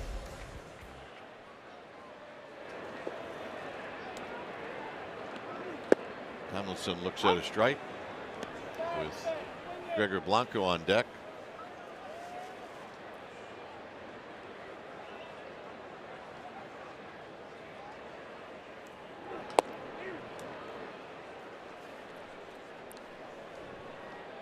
The only inning the Giants have had more than one base runner on was the second. Other than that, Scherzer's been excellent.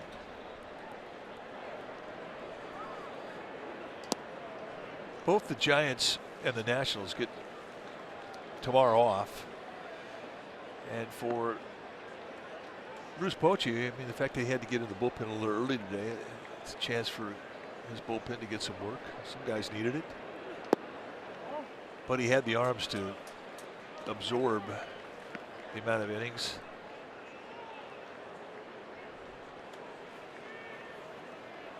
Every day means something, even if the score gets a little lopsided like it is right now. It still is a maintenance game.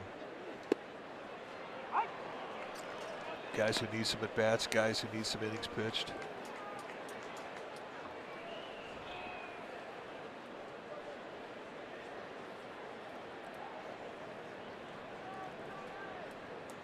And the 3-2 pitch.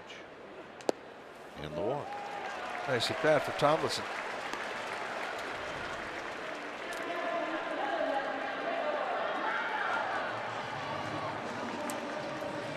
Second walk issued by Max Scherzer.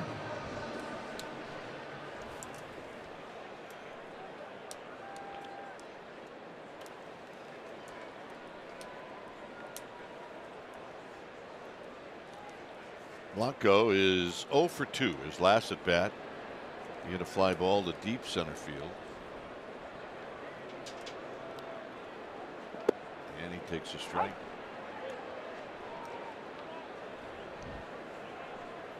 Joe Panic on deck.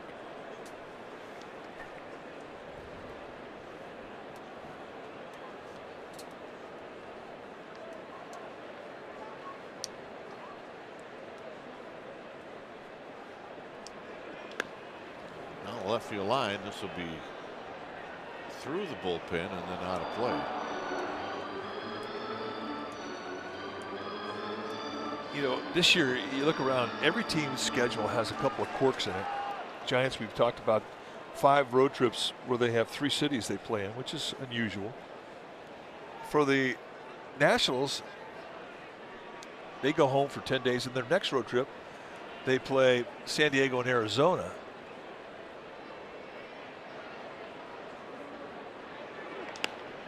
Blanco wanted time, but he kind of asked for it too late. And moving over and catching is Sanchez. And the gang's all here.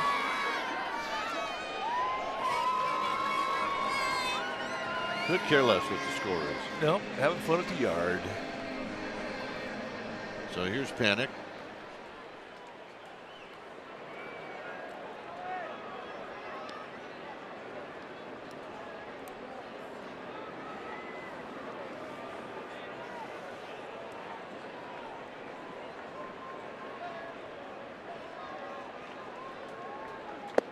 Inside corner. And the point of my conversation about the schedule is after May 13th, they are effectively done with 4/5 of the National League West on the road. And then they don't see the National League West on the road until the last 3 days of the season when Washington goes to Colorado. That's a little weird. It is weird.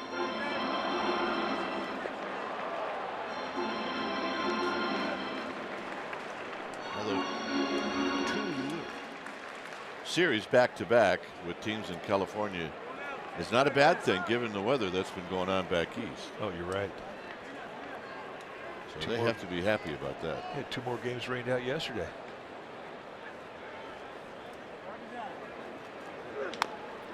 Big hopper to Adams, and Adams will go to the bag, and that'll end the inning.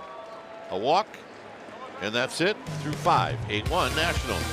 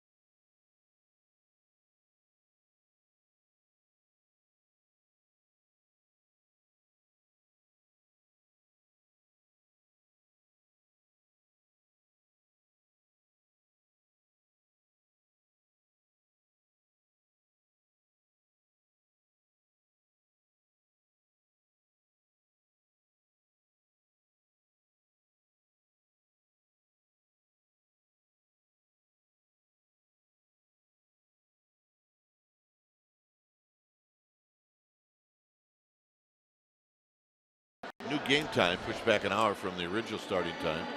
And that night, the first 25,000 fans, they're going to get a Brandon Crawford Gold Glove gnome presented by AAA to commemorate his 3rd straight Gold Glove.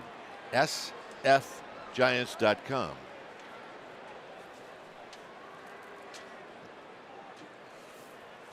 When it's time for a change, think Speedy. Oil change and auto service, your trusted oil change tune-up and smog experts. Josh Osich, the new pitcher now for Bruce Bochy.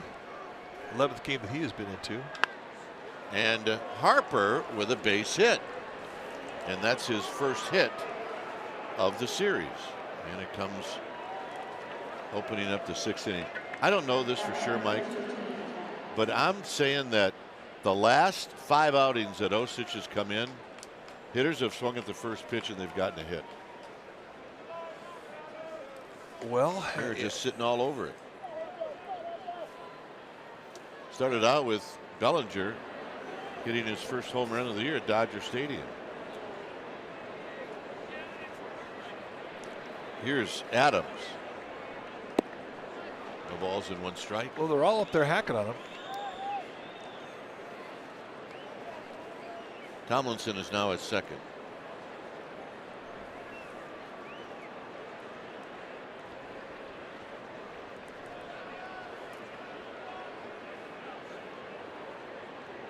Swing. You're gonna miss.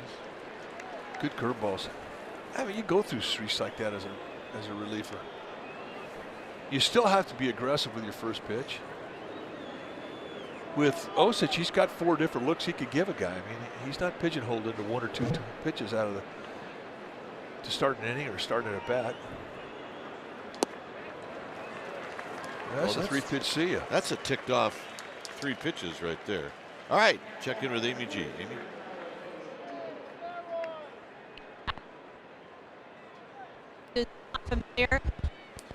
Little problem with Amy G's mic. Looked like it was very windy up there.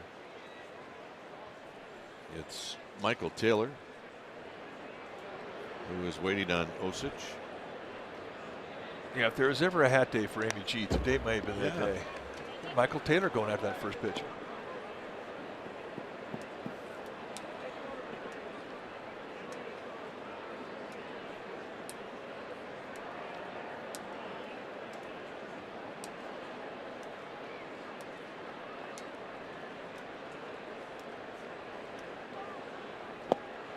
Swing and a miss. If he's throwing it, they're swinging at it. I mean, they're just coming out, tapping.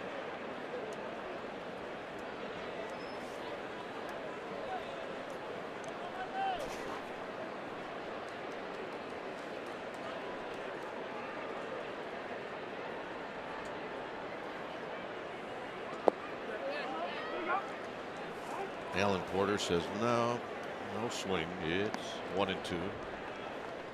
This was a play that Crawford made in the 4th inning. Well, he really took a hit away from Michael A. Taylor. But for Brandon Crawford, that's fun.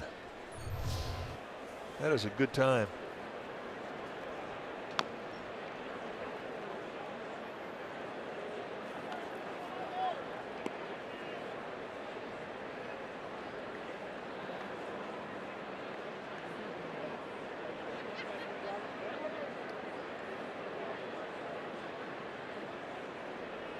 One and two. Andrew Stevenson is on deck. Towards the hole, but Sandoval's there. And that's all they'll get. Now, let's check in with Amy G. Amy? All right, gentlemen, we have a special guest here this afternoon. Brian Stowe is visiting the game and checking it out. For anybody not familiar with his story, back on March 31st, 2011, he was the victim of an attack following a baseball game that nearly took his life. And now he's on a mission to help communities put an end to bullying and fan violence. He founded the Brian Stowe Foundation. And while he used to save lives, guys, as a paramedic, now he wants to save lives by telling his stories within communities. If you would like more information, you can visit brianstowefoundation.org. He is an amazing story. Glad that he's here. Gentlemen? Well, 2 days after the attack in Los Angeles, Mike and I went to And you were familiar with Southern California. What hospital was it? Well, it's the USC Medical Center. And what we saw then compared to what we see now is unbelievable. We never thought he'd leave the hospital. And that has been one of the most remarkable, inspiring stories that we have ever bear witness to. Long run for Blanco. And he's going to attack that bullpen mound, and he can't quite come up with it. But the support group that he had with his family and his friends, and when you're talking about trials and tribulations, that the expenses will never be repaid. And how that family and friendship base stayed together and brought this guy back, it's just one of the most inspiring things we've ever seen. I don't think, Mike, when we saw him that day,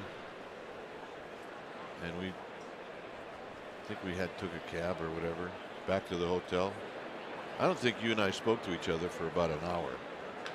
This is ripped into the gap, and Stevenson's got his 4th hit. It's going to knock in Taylor, and he's got a double. So have an afternoon, Andrew Stevenson. Well, he came into the game, and he was hitting 200. Just, not playing a whole lot, trying to find a swing. And after that swing of the bat right there, let's see, well, he was 500. He's got to be up in the 6s now at least, right?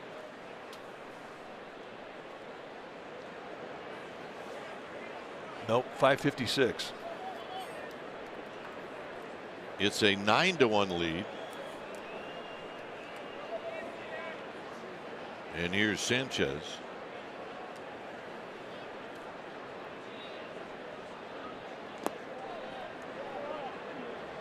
But he's doing great, and he is continuing to be an inspirational story.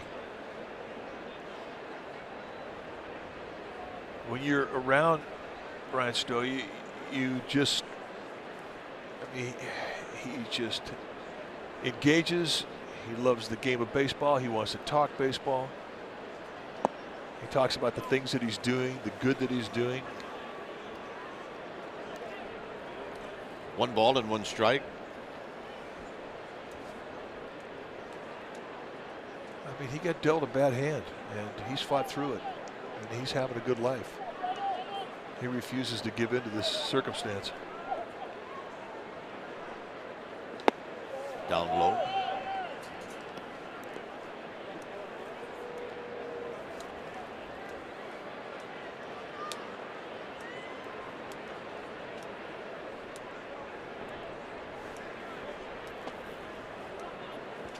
Osich, the 3rd Giants pitcher. Samardzija, Johnson, and now Osich in the 2-1 is hit towards the hole and a base hit. Stevenson's going to be waved in, and that'll make it 10-1.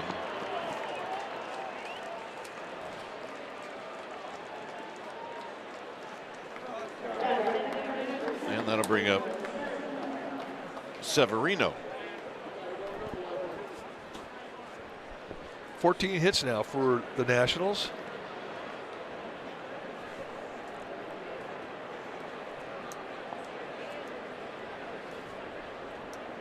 Severino is popped out. He's flied out twice.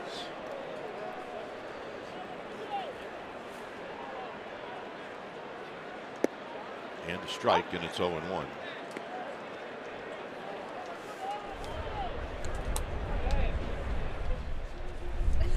On the trolley car. And the 0-1. Outside and low. 1 ball and 1 strike.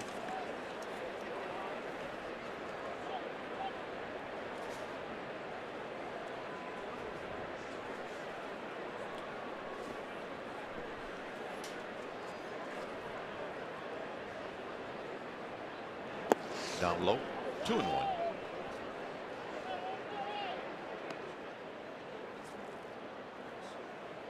Outfield straight away. 3 hits in the inning. A wild pitch. And the 2-1 is popped up into Shallow center field. This will have some personality. And Brandon Crawford puts it away. He's the gentleman we were talking about, Brian Stowe. What a story.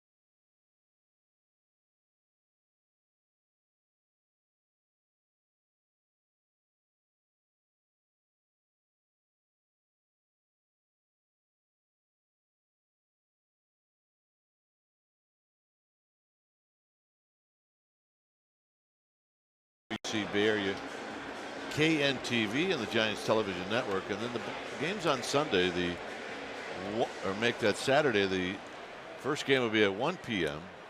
Pregame live will start at noon, and the second game will be at 7 p.m. Pregame live will start at 6:30, and both those games will be on NBC Sports Bay Area. And here's Scherzer to McCutchen and a strike.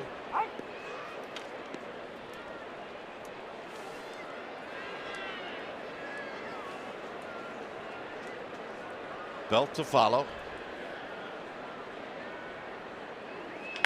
On the ground, foul.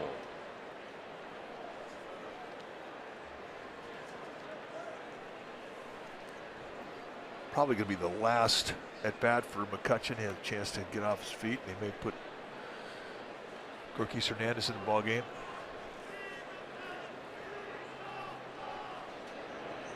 And these at bats mean something when you have an all-star going against an all-star. It doesn't matter what the score is. It's personal. Well, plus Scherzer has struck out McCutchen 13 times in 26 at bats. 2-2. Just a bit low in that inside corner.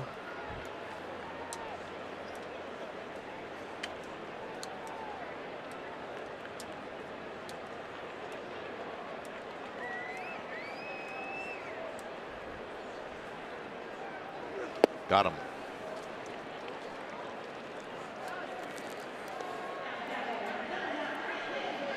Well, watch every out-of-market regular season game live at home, in the office, or on the go with MLB.tv. Visit MLB.tv for details. Here's Belt. Belt is struck out. He's bounced out. Overshift is on for Belt. And Belt takes wide, 1-0 with Sandoval on deck. I mean, you talk about this. What makes Scherzer so special? Well, it's 4 good pitches and whatnot, but I think the backbone of his effectiveness is that fastball changeup combination. Because one pitch sets up the other.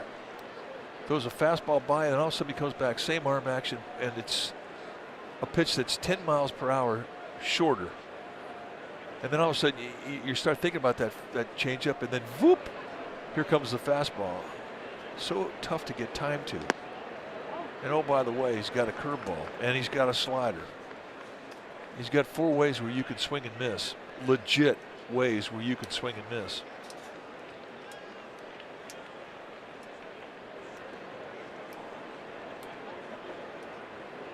Well, some guys might hear that and say, boy, that would be a good time to take a day off. Well, every generation has their Nolan Ryan or Randy Johnson or Max Scherzer. Tim Lincecum. Tim Lincecum.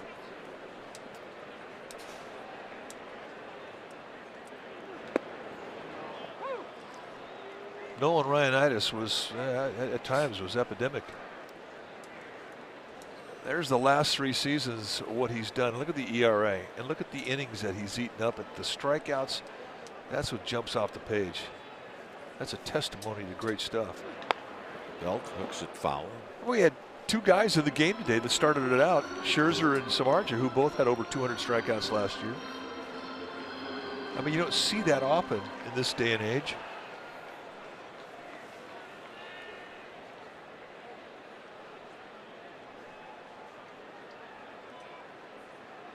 Belt fouls it out of play. And we always say, well, we will never see a guy strike out 300 or more. Well, there's guys that could do it, and this is one of them.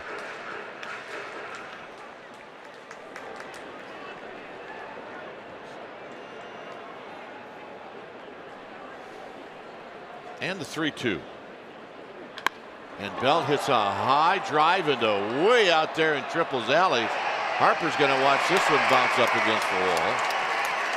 And Belt is going to go for 3, and he's going to make it.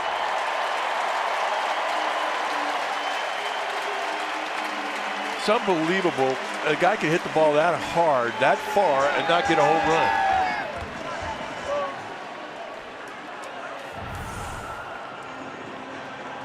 Just a little cutter that drops in, and right now, you get into that strike zone, and he's going to make you hurt. I heard driving in the other day, listening to our flagship radio station, as you see Belt pouring it on. As Sandoval stands in, and Bob Fitzgerald, who's on in the afternoon, said, well, I got a rule that I want the commissioner of baseball to implement. Any ball hit 400 feet has to be a home run. Well, that's a home run. That's a home run. And this pop-up is straight back and out of play. I want to finish that point about the 300 strikeouts, which is the benchmark. That's historical great stuff. We saw it last year with Chris Sale, had 308 with Boston. So every once in a while, somebody crops up and they do something magical.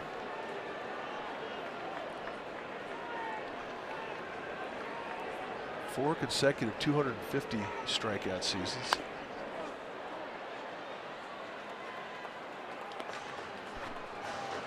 And if you're going to have those kinds of strikeouts, you better have great stuff. There has never been anybody that has had a 300 strikeout season that didn't have just great stuff. Great stuff. I mean, 250 strikeouts now, as we saw that Scherzer's done it 4 consecutive years in rows. It's impressive because guys don't get to throw that many innings. The one thing I don't think you're ever going to see ever again will be somebody having 300 innings in the regular season.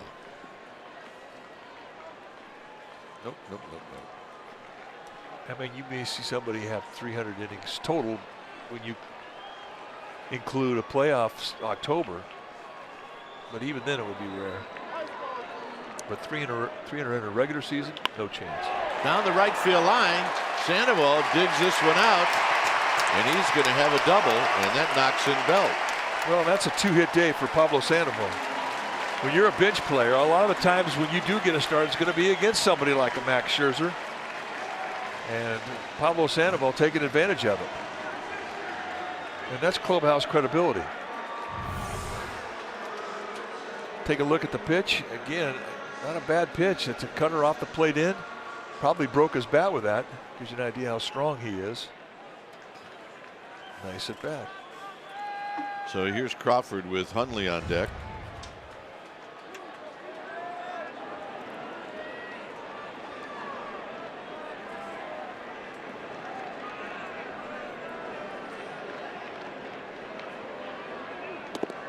Crawford gets one that gets Todd Ticknor. I guess a couple times he's been hit today.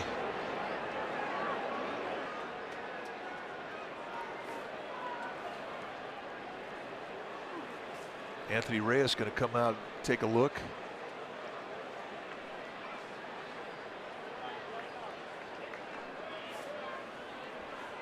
You get hit in the spot you don't want to get hit. Yep. There's only one remedy, and that's time.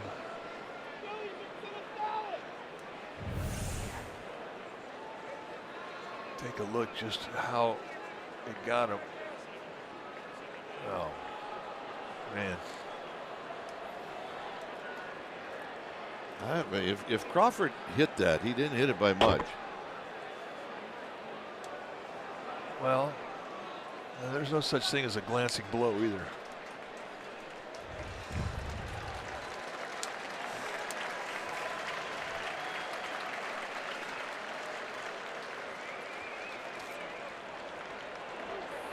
Nobody ever talks about the toughness of an umpire, but we should. Yep, that's a fact.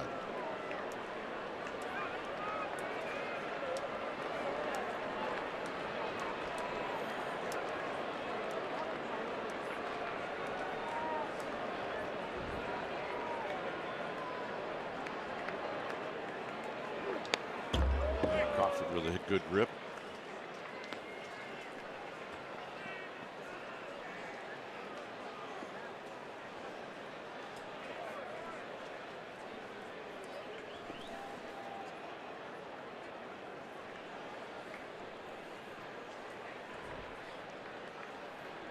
Just got some information from the truck.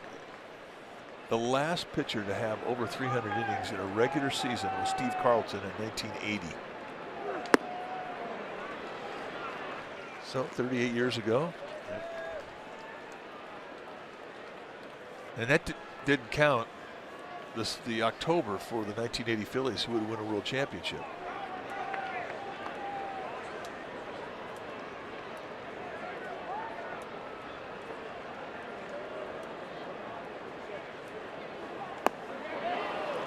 So Crawford goes around. It'll be strikeout number 9.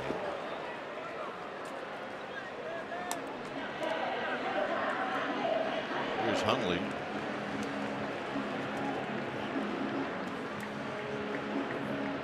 With another RBI opportunity. Hundley doubled and scored, or doubled and knocked in a run in the second.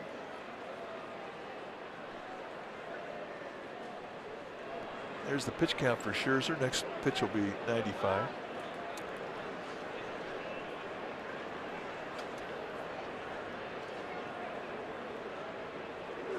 Hundley out of play as he gets a fastball. It'll be interesting to see what Dave Martinez does with Max Scherzer. I mean, this could be his last inning. Pitch count getting up around a century.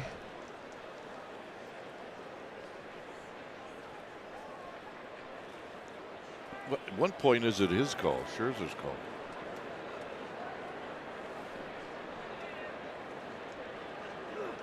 Outside corner. Nothing in 2. Well, but it's a 10-2 ball game. I don't know if Scherzer feels that he needs to be out there for the 7th. Plus, they have a day off tomorrow. There may be a couple guys that need to throw.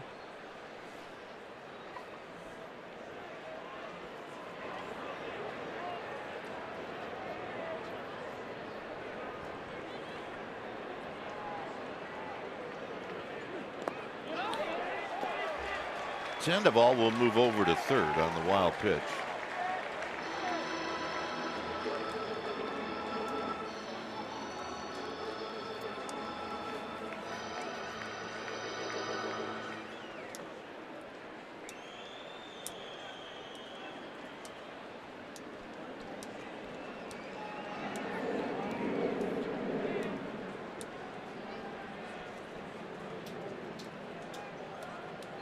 So it's 1-2.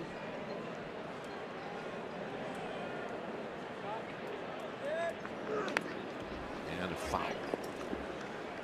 So we'll do it again. Austin Jackson's on deck. Giants with 5 hits in this game. Nationals with 14.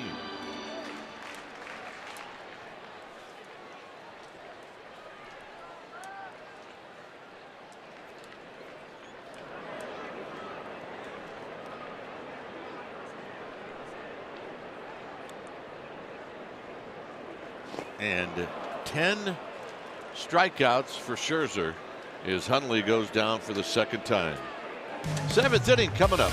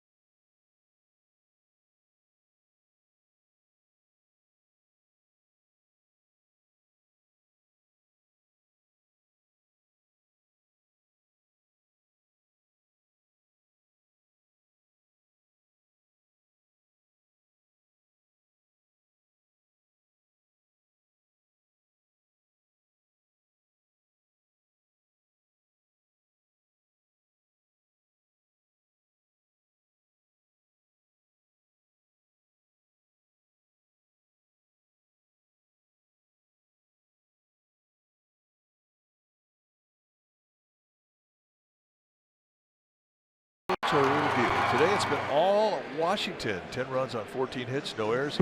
Giants 2 runs on 5 hits, no errors. Max Scherzer has been, well, Max Scherzer-like. 6 innings strong, a couple of runs allowed, 10 strikeouts.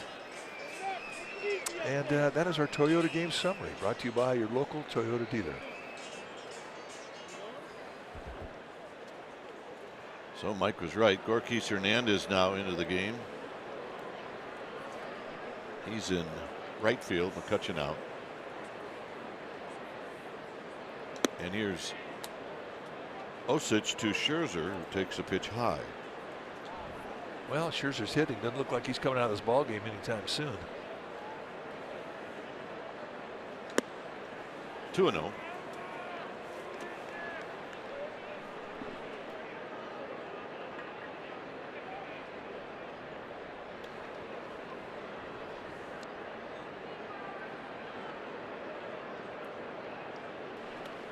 Two balls, no strikes.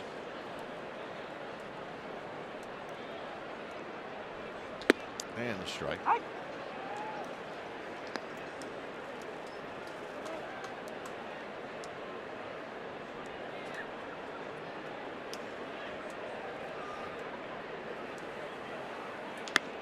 On the ground to short. Crawford will take his time. 1 out. Giants are looking defensively for their first 1, 2, 3 inning. Here's Turner, who's got 3 hits. Turner's got 3 hits. Stevenson's got 4.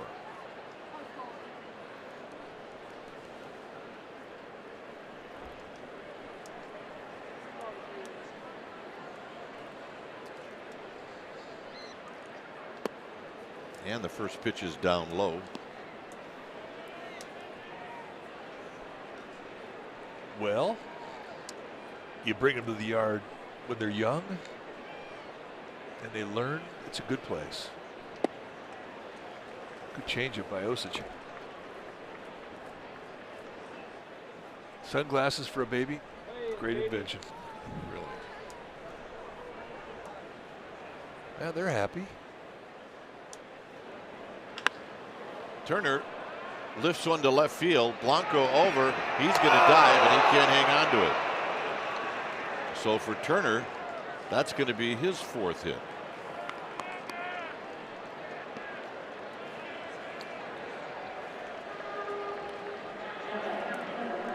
Turner started today at 232. Now he's up to 260. I think he's going to enjoy the ride back to Washington tonight. Absolutely. Blanco just missing it.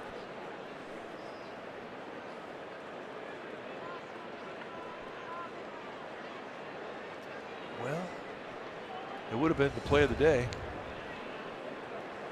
Close.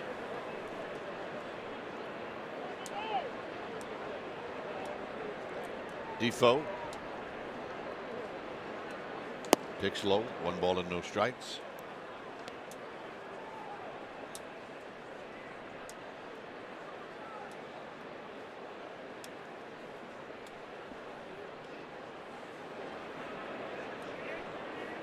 We are in the 7th inning.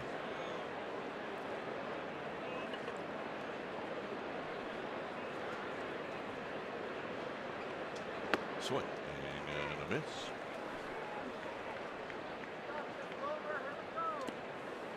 Good view. Oh, it's the best. Matching hats, matching jerseys. That's my dad.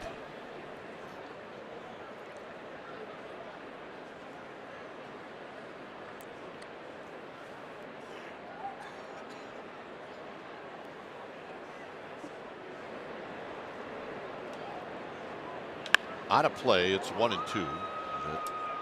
Lifted down the right field line.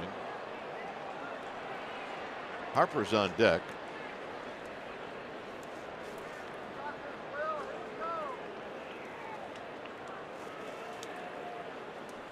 How's Hulk Hogan doing?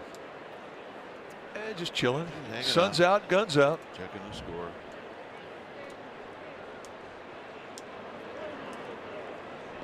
As it shoots right back to Hundley, as Turner will go to third.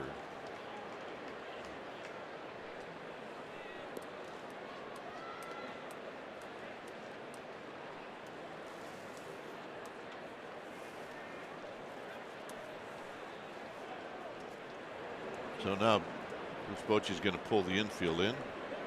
Also going to see some bullpen activity. Corey Guerin.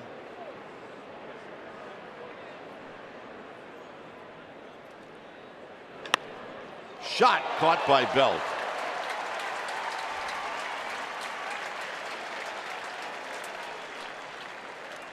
Nice play. You have to feel like a guy at first base is best suited for bullets off the bat to react to him. Because the first baseman, I mean, he holds a runner on, he's jumping out there, and he's just 90 feet away normally from the hitter. But even at that, that was a good play for Belt, the left-hander, reaching across his body and spear a high backhander. Nice. Yes, they got the perfect glove for that. They do. Second baseman, they don't. Harper is going to lift this one foul. A good workout for Sandoval, Crawford, and Blanco. And it's 0-1. Now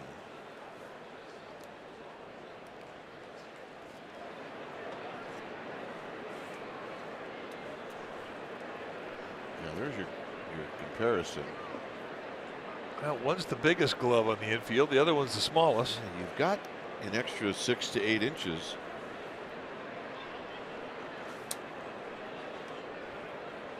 Defensively, and there's a foul back.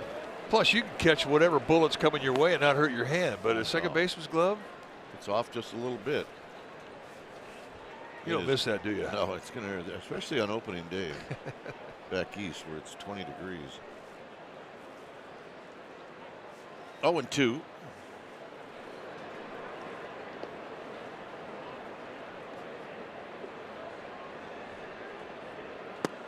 I mean, there's a lot of macho in catching a line drive wrong in your glove and having your hand light up. Absolutely. I mean, don't you just want to take your glove off and put your hand in your armpit and do the little one-legged dance?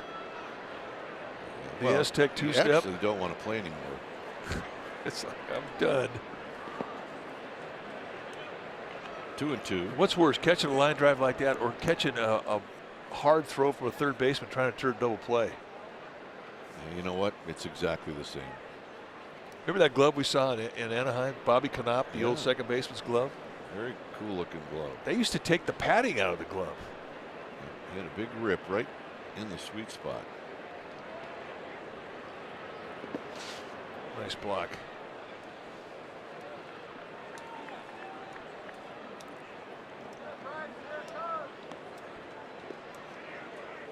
Bobby Knopp was sweet too. He could pick it. Yeah, he was a good player.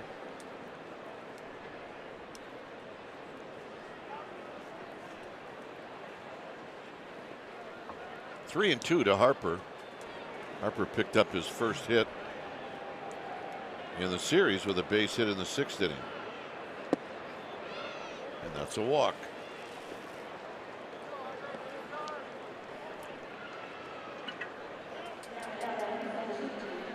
And here's Adams.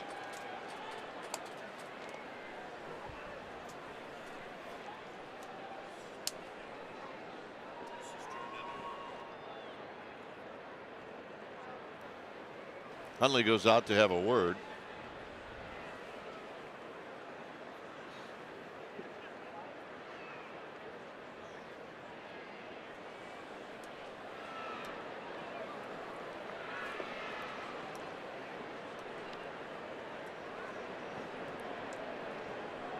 Look out. I would not be very comfortable right now if I was Matt Adams. Well, it's not going to matter. He hit him. And Bruce Bochy is thinking about coming out. He may have seen enough. Take a look where it got him. Just grazed his uniform. Yeah, that's it. Osich threw 39 pitches.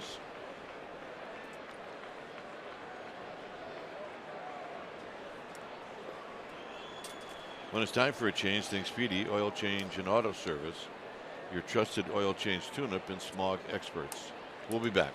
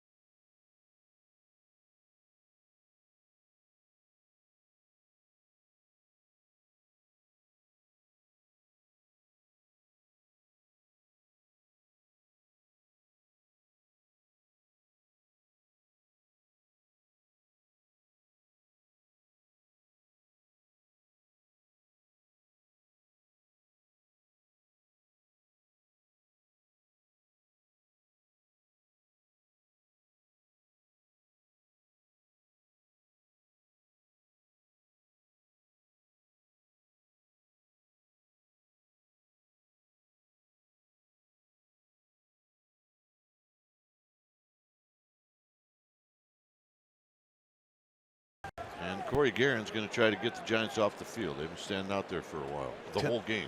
10th time that he's come into a game. And he's taken on the ultimate challenge for a reliever. Bases loaded, 3 guys on, and he's going to try and leave them stranded here. I mean, this is where guys try to pad their stats. Oh, no doubt. And I'm not saying that's a bad thing. That's just the way it is. It's just the way it is. Take a look at what Michael A. Taylor has done with the bases loaded. Those are good numbers.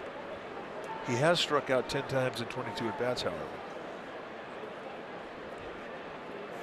When he's made contact, he has been lethal.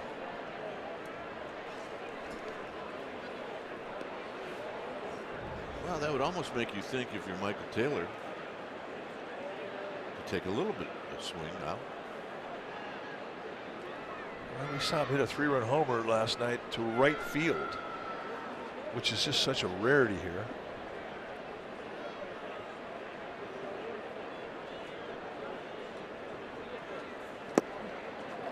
And it gets away from Hundley. And Turner's going to score. So both runners move up.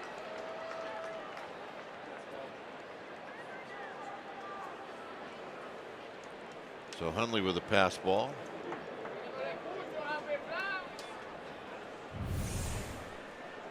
Let's take a look.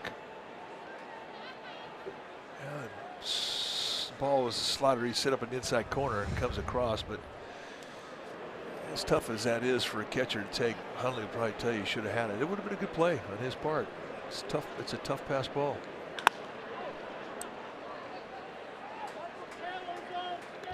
Mike was talking about the home run last night. If it hits that tin, and you can probably hear it. Yeah, I guess you can. And that's the sound.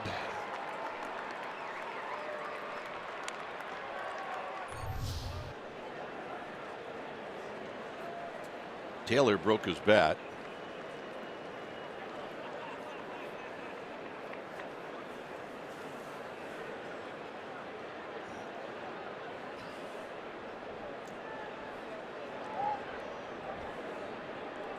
One and two.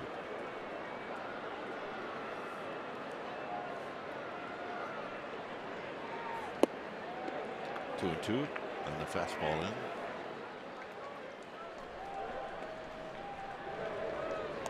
The Nationals will have a day off tomorrow, and then they take on the Arizona Diamondbacks at home.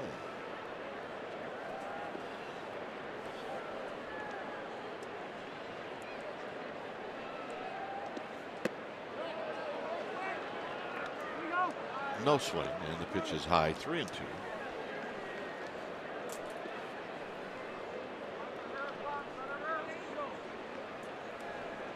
Arizona is in Philadelphia to wrap up that series tonight.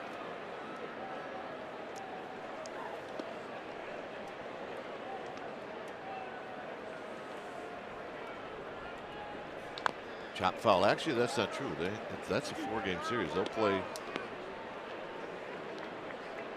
Well, I'm not sure if they played Monday, but they are going to play tomorrow. So the D-backs and Phillies will wrap up the series tomorrow.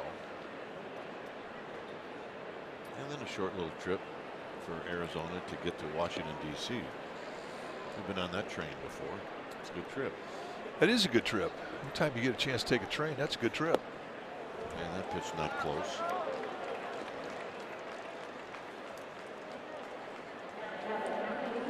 So here's the man who's got 4 hits today. Yeah, he's had the magic one do.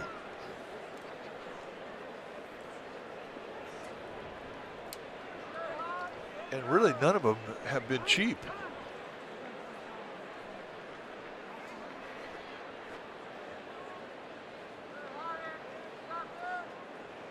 I have no idea what we're waiting on.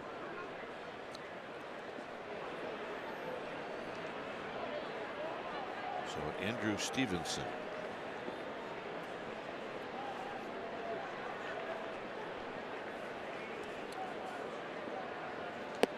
Outside, 1 ball and no strikes. Stevenson, if you break it down, doubled in 2 runs in the first, singled in the third, singled and scored in the 5th, singled and knocked in a run in the 6th.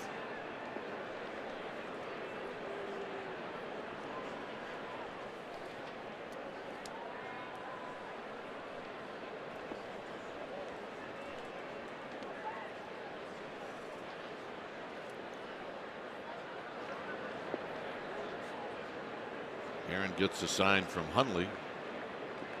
Not close. 2 balls and no strikes. Well, guys are deliberate. I mean, these are the type of situations that are tough on infielders.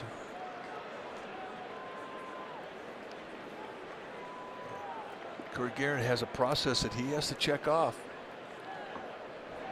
before he can get ready and make that pitch. It's his routine and it's his rhythm. Well, he's got that spot down. It's just that it's not a strike.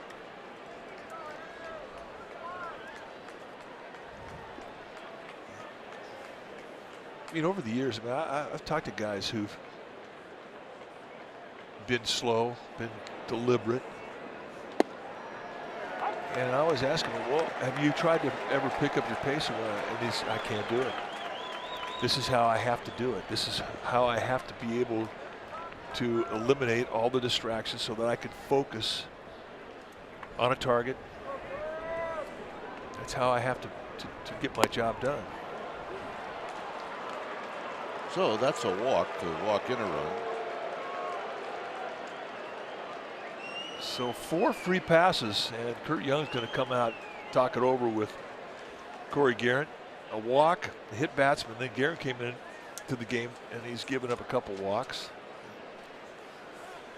which allows us time to tell you that it is the 2018 All-Star Teacher, brought to you by Provident Credit Union. It's going on right now. We need your votes. Go to NBCSportsBayArea.com/AST. It's the 12th season of the program, and it recognizes that teachers do indeed make a difference. So here's how you reward them. You vote. Go to NBCSportsBayArea.com and cast your vote. The winner will receive $20,000 for his or her school, and we can applaud a teacher, which is a good thing. Yes, it is.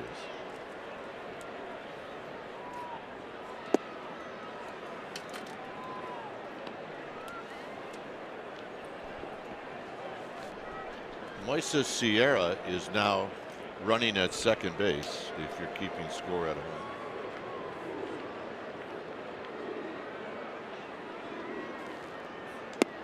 Two and 0. I mean, right now these are pretty easy takes, so Garrett just a little out of whack.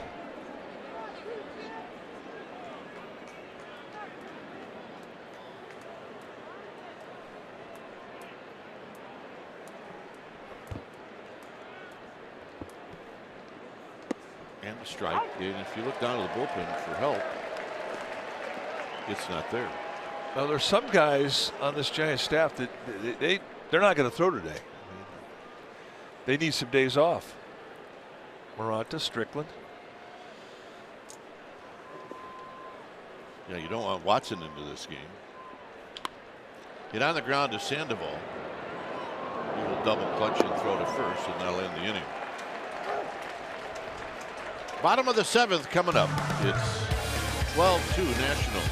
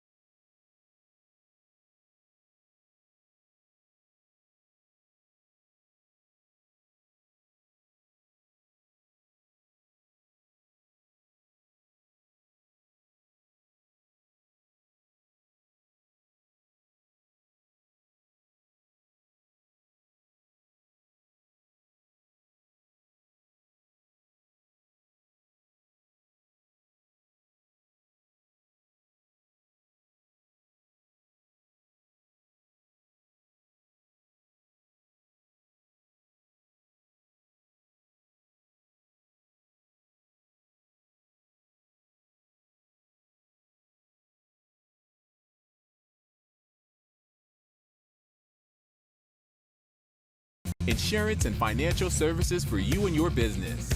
Visit hefins.com. By Xfinity. X1 will change the way you experience TV. And by Kelly Moore Paints. Go where the pros go. Kelly Moore, the painter's paint store. It's a 12-2 lead for the Nationals.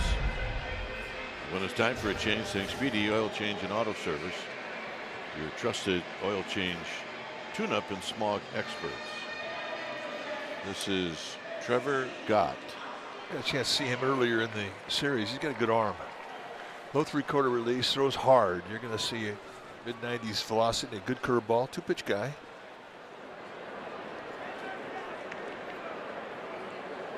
Here's Austin Jackson. And as advertised, coming right out of bed with a 95-mile-an-hour fastball.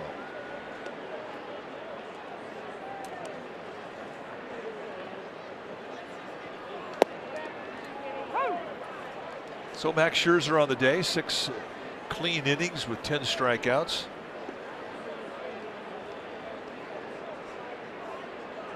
Sierra in right, Batista in center.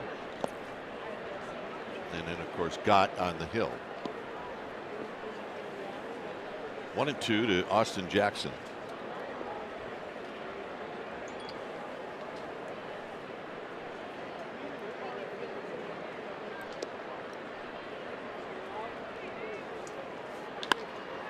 Jackson lines this one, and Stevenson's going to have to knock it down on a hop. So that's a leadoff single. And here's Tomlinson.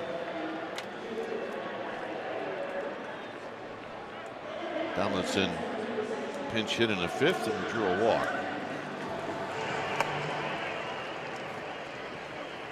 Roberto Gomez, who joined the club today when Chris Stratton was put on paternity leave, starting to get loose. Jam shot to second. Defoe will just get the 1 out.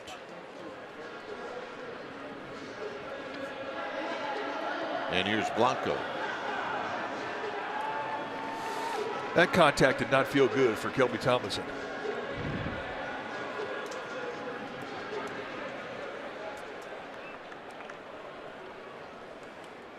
Yes, that's ouch.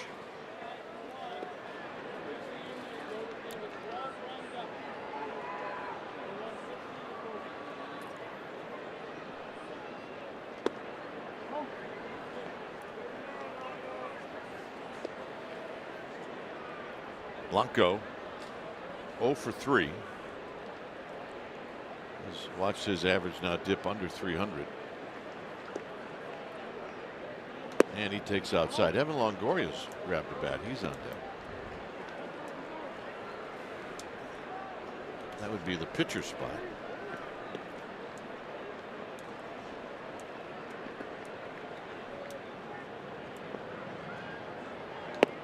Day off tomorrow, and then the Dodgers again. What's up with that? Well, we knew the Giants were going to see the Dodgers 10 times. This is in like the the first old 28 games. days. Yeah, They played 21 times. well, and then I mean, after that, it's they don't see him again until June, and then that's down in Los Angeles. Look out. Nice play by Gott. And we could talk about this weekend.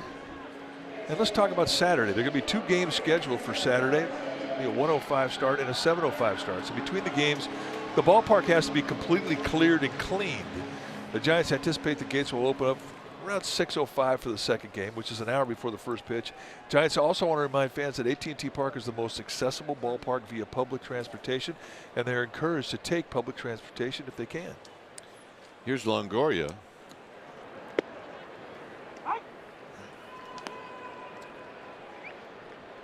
A rare rainout. Last time the Dodgers were here in San Francisco, so the rescheduling is this Saturday. Hence, you have the day-night doubleheader. Out of play.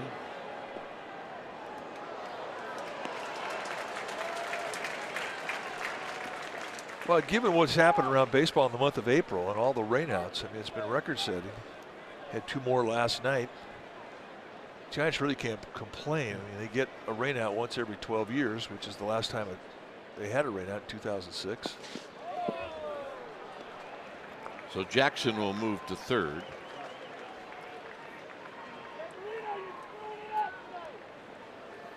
Yeah, no complaints. And that one actually was called almost about noon, 1 o'clock for a night game. Yeah, it was really early. In fact, that may have been the earliest we've ever seen. Yeah.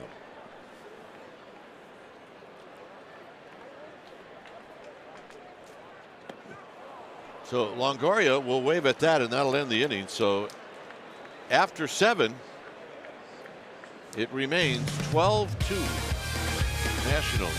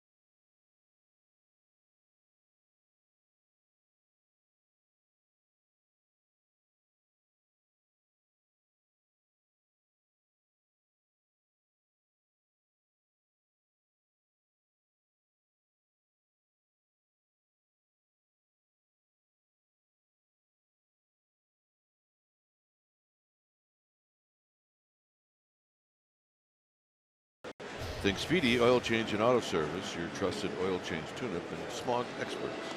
Well, we welcome back Roberto Gomez. Broke camp and was on the opening day roster. He got sent back down to Sacramento while he was here. 1-0, he got his first big league win. For Gomez, a hard thrower, and he's got good sink on that fastball. And he's flirting with being able to say he can stay up here full time, because at times he's dominant. He overpowers people with a combination of a low to mid 90s sinker with a good changeup and a curveball. And then there's other times when he struggles.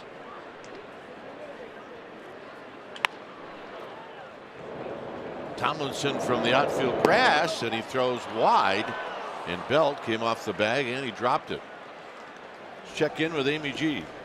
All right, gentlemen. Well, we always like to give a shout out to a former and good Giant, such as the case for the now Nationals manager, Dave Martinez. He was with the Giants from 1993 to 94, and I spoke with him about his time as a Giant. He said he has great memories. Of course, he was part of that 103-win season that did not go to the playoffs. He said the Giants organization made a lasting impression. He has a couple of fun connections. Dwayne, you gotta listen to this one. Now, he played with Sean Dunston when Martinez was a rookie, so he said they're still really good friends. He was a great teammate, and he said Sean was full of energy. Go figure. And then he has a really interesting connection to our own Mike Krukow. He hit his very first career home run off of Mike Krukow, July 19th, 1986. Mike, do you remember it? I do. I didn't really know who he was until after he hit the ball in the ballpark. But, I really got a chance to get to know him when he came over to the Giants. And he's just a solid guy and a great baseball man. Waited a long time for this opportunity, paid his dues, and he should do well in Washington. Very thorough. He's a thinking man's baseball player. Here's Turner. Plus, he got inside. He got a lot of tutelage under Joe Madden. I mean, and that's a great mentor to have.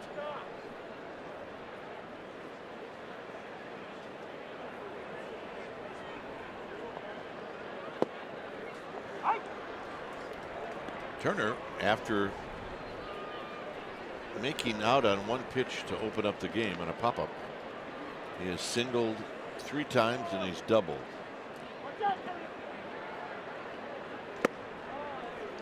1-2.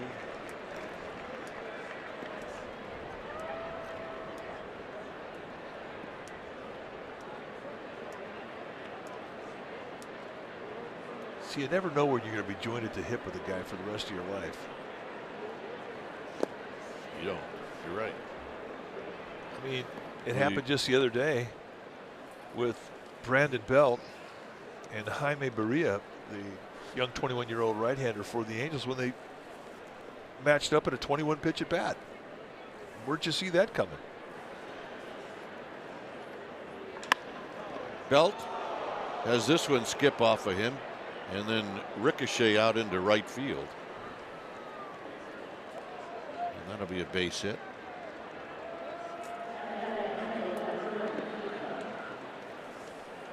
I mean, you're forever entwined with the guy you got your first big league hit off of. The guy you got your first big league home run off of, Steve Stone. Hey, we try to get together every year. It just doesn't work. He's not answering your calls. He's still a little sensitive about that. Yeah, I know where to find him. But hey, I mean, you have one home run. You took a Cy Young Award winner deep. Well, he wasn't at the time. Chop to Belt. Belt will go to second.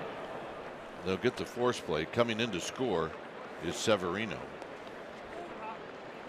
So right now somebody's got the 13-run pool.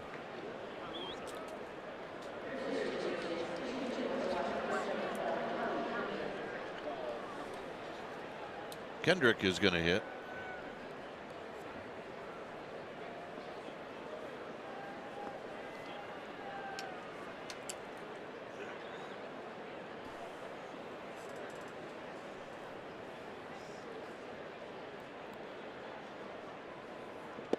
Good breaking ball. No balls and one strike.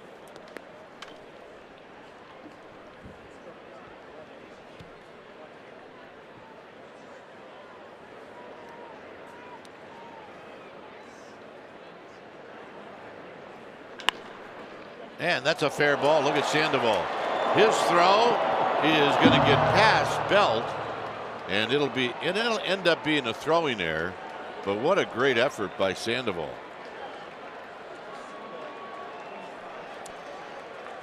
Well, that really was $1 million play. This part of the play is spectacular. Spears it, and he gets up and perhaps off balance, which caused the errant throw. There's not a whole lot Belt could do with that one, but it's a tough error to take, given you just made one of the more spectacular glove plays all day. Right. And if you're into saving runs, if you are in that pool, you saved a run.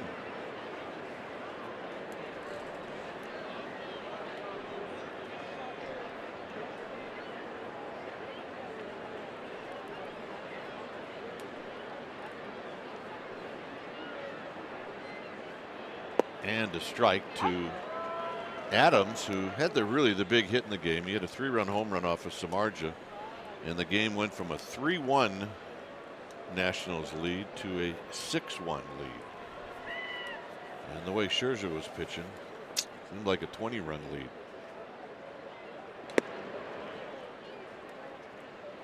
This was the home run. And look, all you have to do is look at the location. Well, and it really kind of came at the end of the day for Samardzija, where he was extended because of the pitch count as he works himself back into shape. And like you pointed out, I mean, guys in the batter's box, they're not going to have any sympathy for you. They're looking for a gift. And to Adams' credit, he got one and took advantage of it.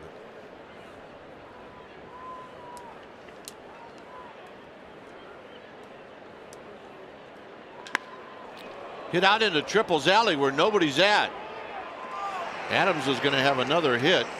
2 runs are going to come in, and Adams is going to stop at second.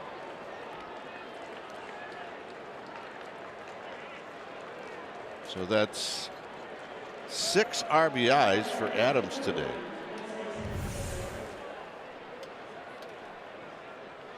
Well, big changeup that just sort of dropped into the happy zone. And when a guy's got a good swing going, there's a lot to that happy zone. But right now, regardless of what speed's dropping in that strike zone, Matt Adams got it covered. So here's Sierra. And a strike to Sierra, and it's 0-1. Turner with 5 hits. Adams with 3. Stevenson with 4. 0-2.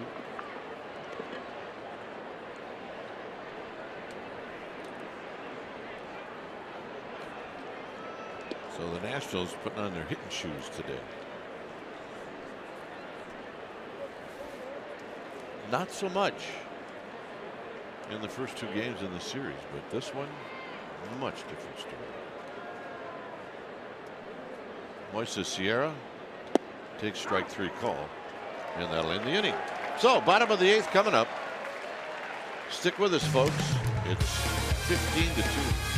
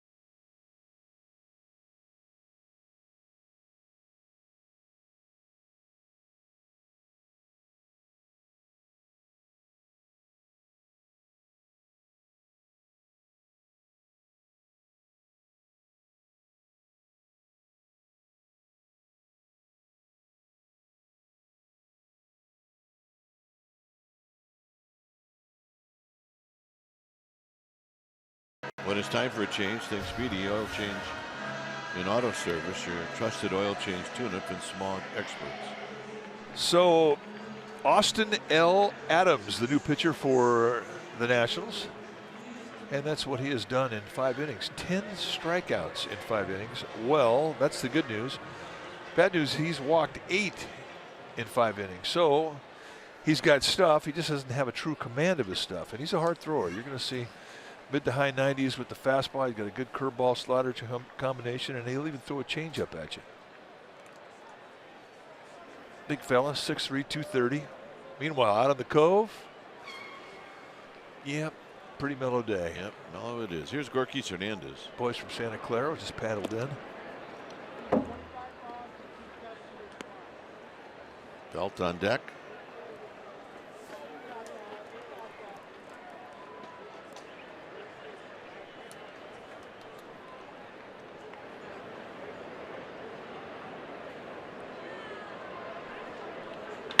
Marquise rolls this one off the end of the bat. And Defoe will throw him out. Well, Xfinity X1 customers will say, show me the San Francisco Giants into your X1 voice remote. Get live stats on your TV. Change the way you experience TV with Xfinity X1. Here's Belt. Belt with a double in his last, make that a triple in his last at bat.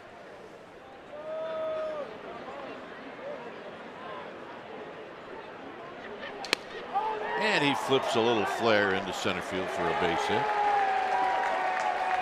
So Belt with his second hit. And here's the Panda. Sandoval's got 2 hits. The last a double to knock in a run.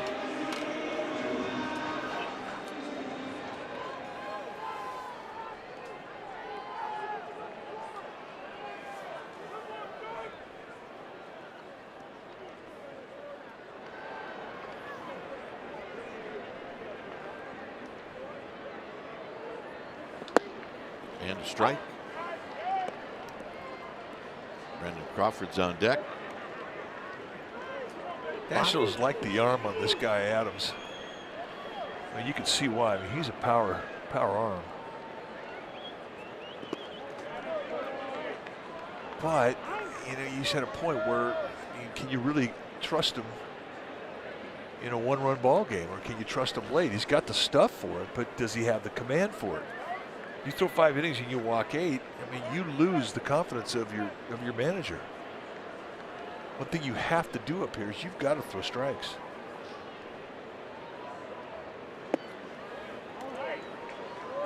And once you have it in the mind of an umpire that you're wild, you don't get those corners. No, absolutely. That was a good pitch.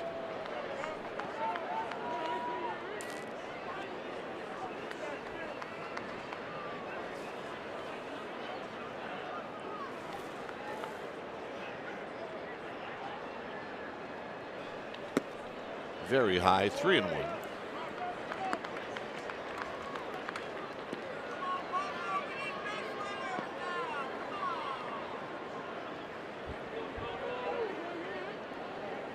Belt's hit was the 7th in the game for the Giants.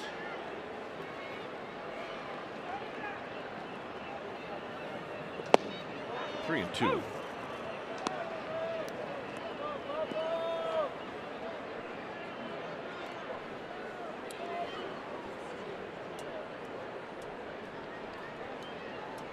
$18 hits for the Nationals.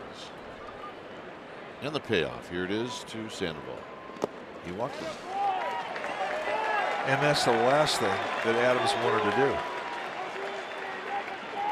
Chose not to challenge Sandoval. And here's Crawford. Well, and you look at it, well, you know, you're talking about a 15-2 ball game, and the guy's throwing breaking balls 3-2. Well, in his mind, that's what his best chance was, to throw a strike.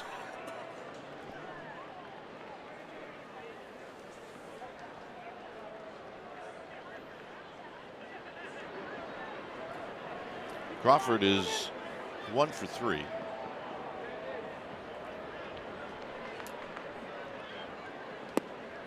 And tipped there with a late call strike. Hundley on deck.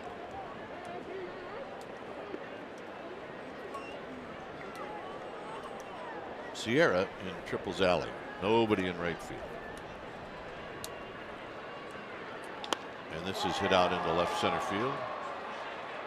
It's Stevenson runs it down. 2 outs. And here's Hundley. Hundley, just like Crawford, doubled in the 2nd and then struck out his next 2 times up. Scherzer struck out 10 in 6 innings.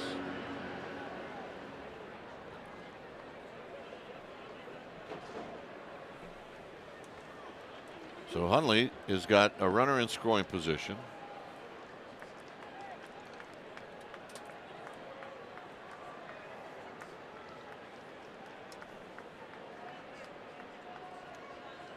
Swing. I'm going to miss. No balls and 1 strike. Well, that's a good breaking ball right there at 88 miles per hour.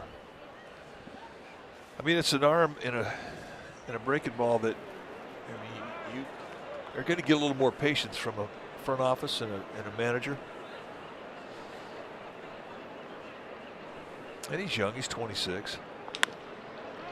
On the ground. Side retired. 9th inning coming up. 15-2 Nationals.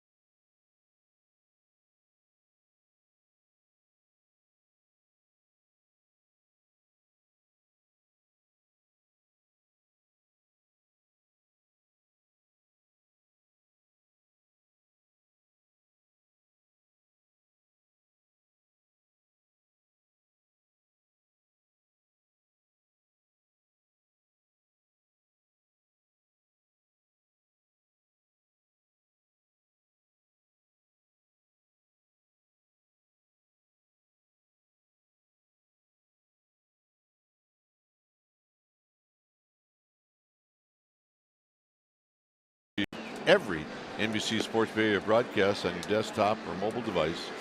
Giants game streamed on the go on the NBC Sports app.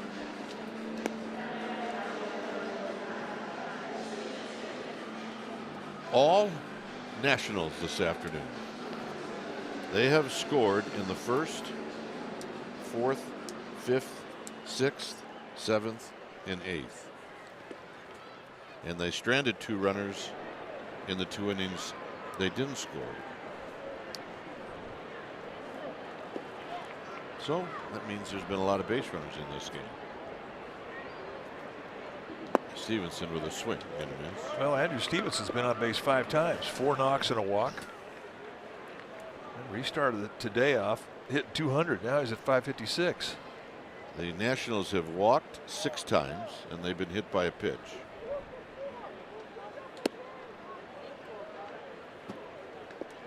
So add that to the 18 hits.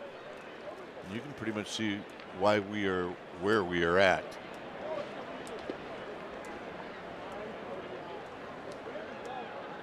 Swinging a high fly ball to left. And Stevenson has made an out. I'll call 60 minutes, will you?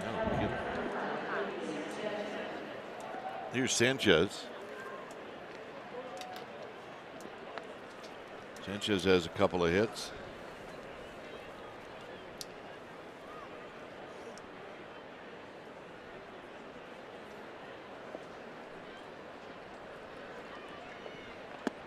Down low. Meanwhile, the Hulk does not leave early. He's protecting that whole section.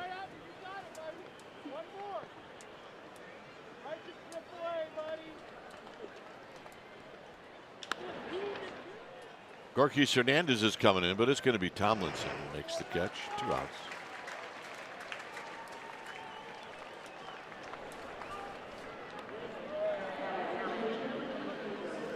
Here's Severino. Severino does not have a hit. He's 0 for 5.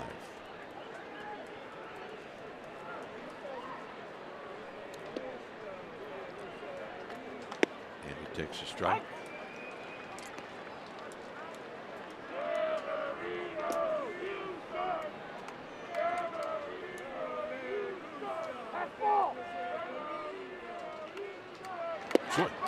Another good 2. A couple of good breaking balls for the Giants in the bottom of this inning. Jackson, Tomlinson, and Blanco.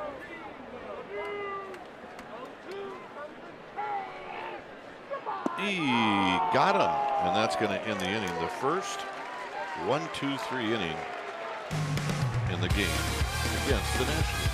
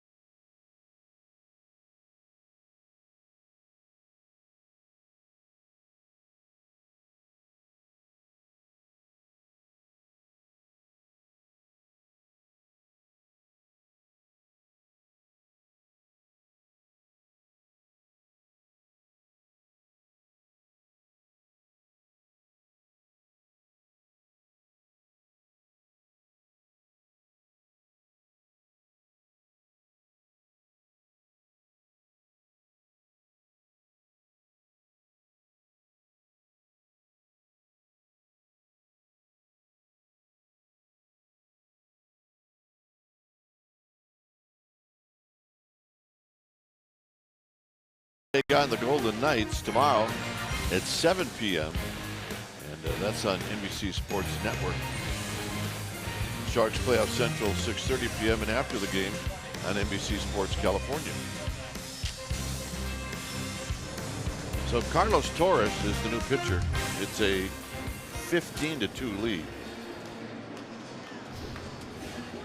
So Carlos Torres coming in to try and finish this thing up for the Nationals. Third time he's come into a game. Torres, a 4-pitch guy. Graduated from Aptos High School. Born in Watsonville. Takes the pitch high, pitched an inning on Monday. Perfect inning.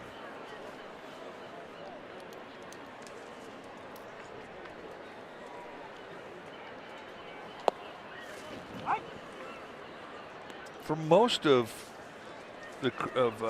Carlos Torres' career has been a starter. And he's got 4 pitches. Fastball that can go low to mid-90s, curveball, slider, changeup. Hit out into center field. But putting it away is Bautista.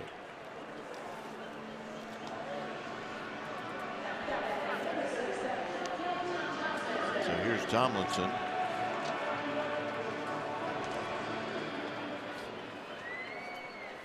Torres came up with the White Sox in 2009. Then he went to Colorado, was with the Mets for 3 years. Then Milwaukee. Look out. So Tomlinson will take his base. Yeah, hit with a breaking ball. It certainly wasn't intentional.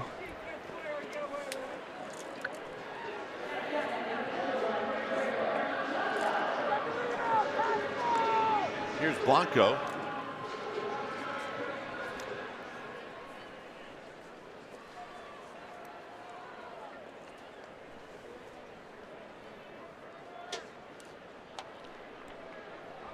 Ty Block is on deck.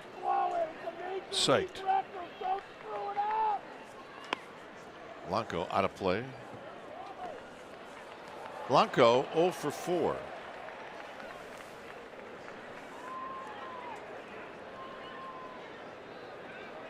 Well, that doesn't tell the whole story. He hit one ball we thought was going to go out over the fence in center field. Fell just a bit short. And it winds up being a big league hang with him.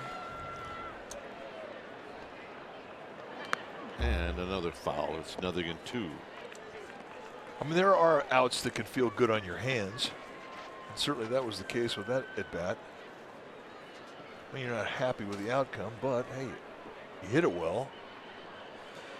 Isn't really that's about all you can do in every at bat? Yep. Give it a good shot.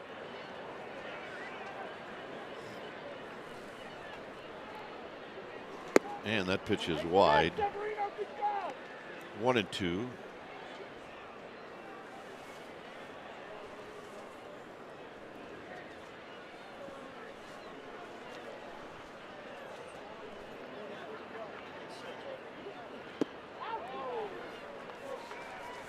Bochy used Block a couple of times last year as a pinch hitter. Of course, if he's going to use a pitcher as a pinch hitter, it's usually going to be Madison Bumgarner.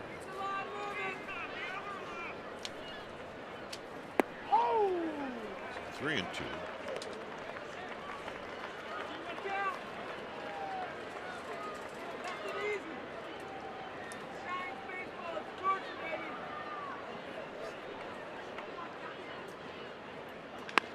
Wrapped on the ground.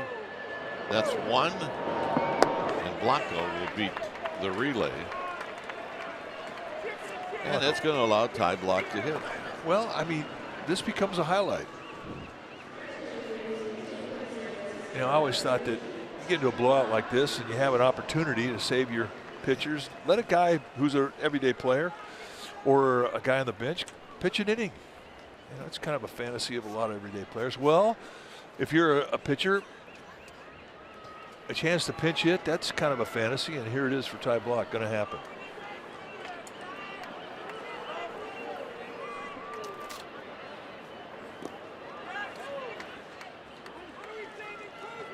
Now, when I was in Philadelphia, my roommate Tug McGraw used to say, when you're facing another pitcher, and for him, he specified reliever to a reliever, you should throw all fastballs.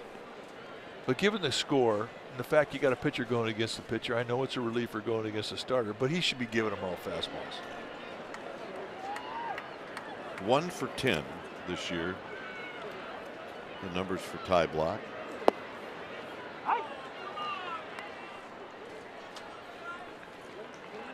Not cut fastballs like that last one. Yeah, that doesn't count.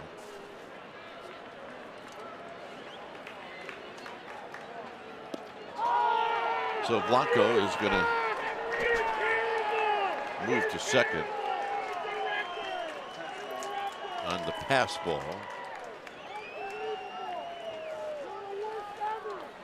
Severino is not going to be happy about that call.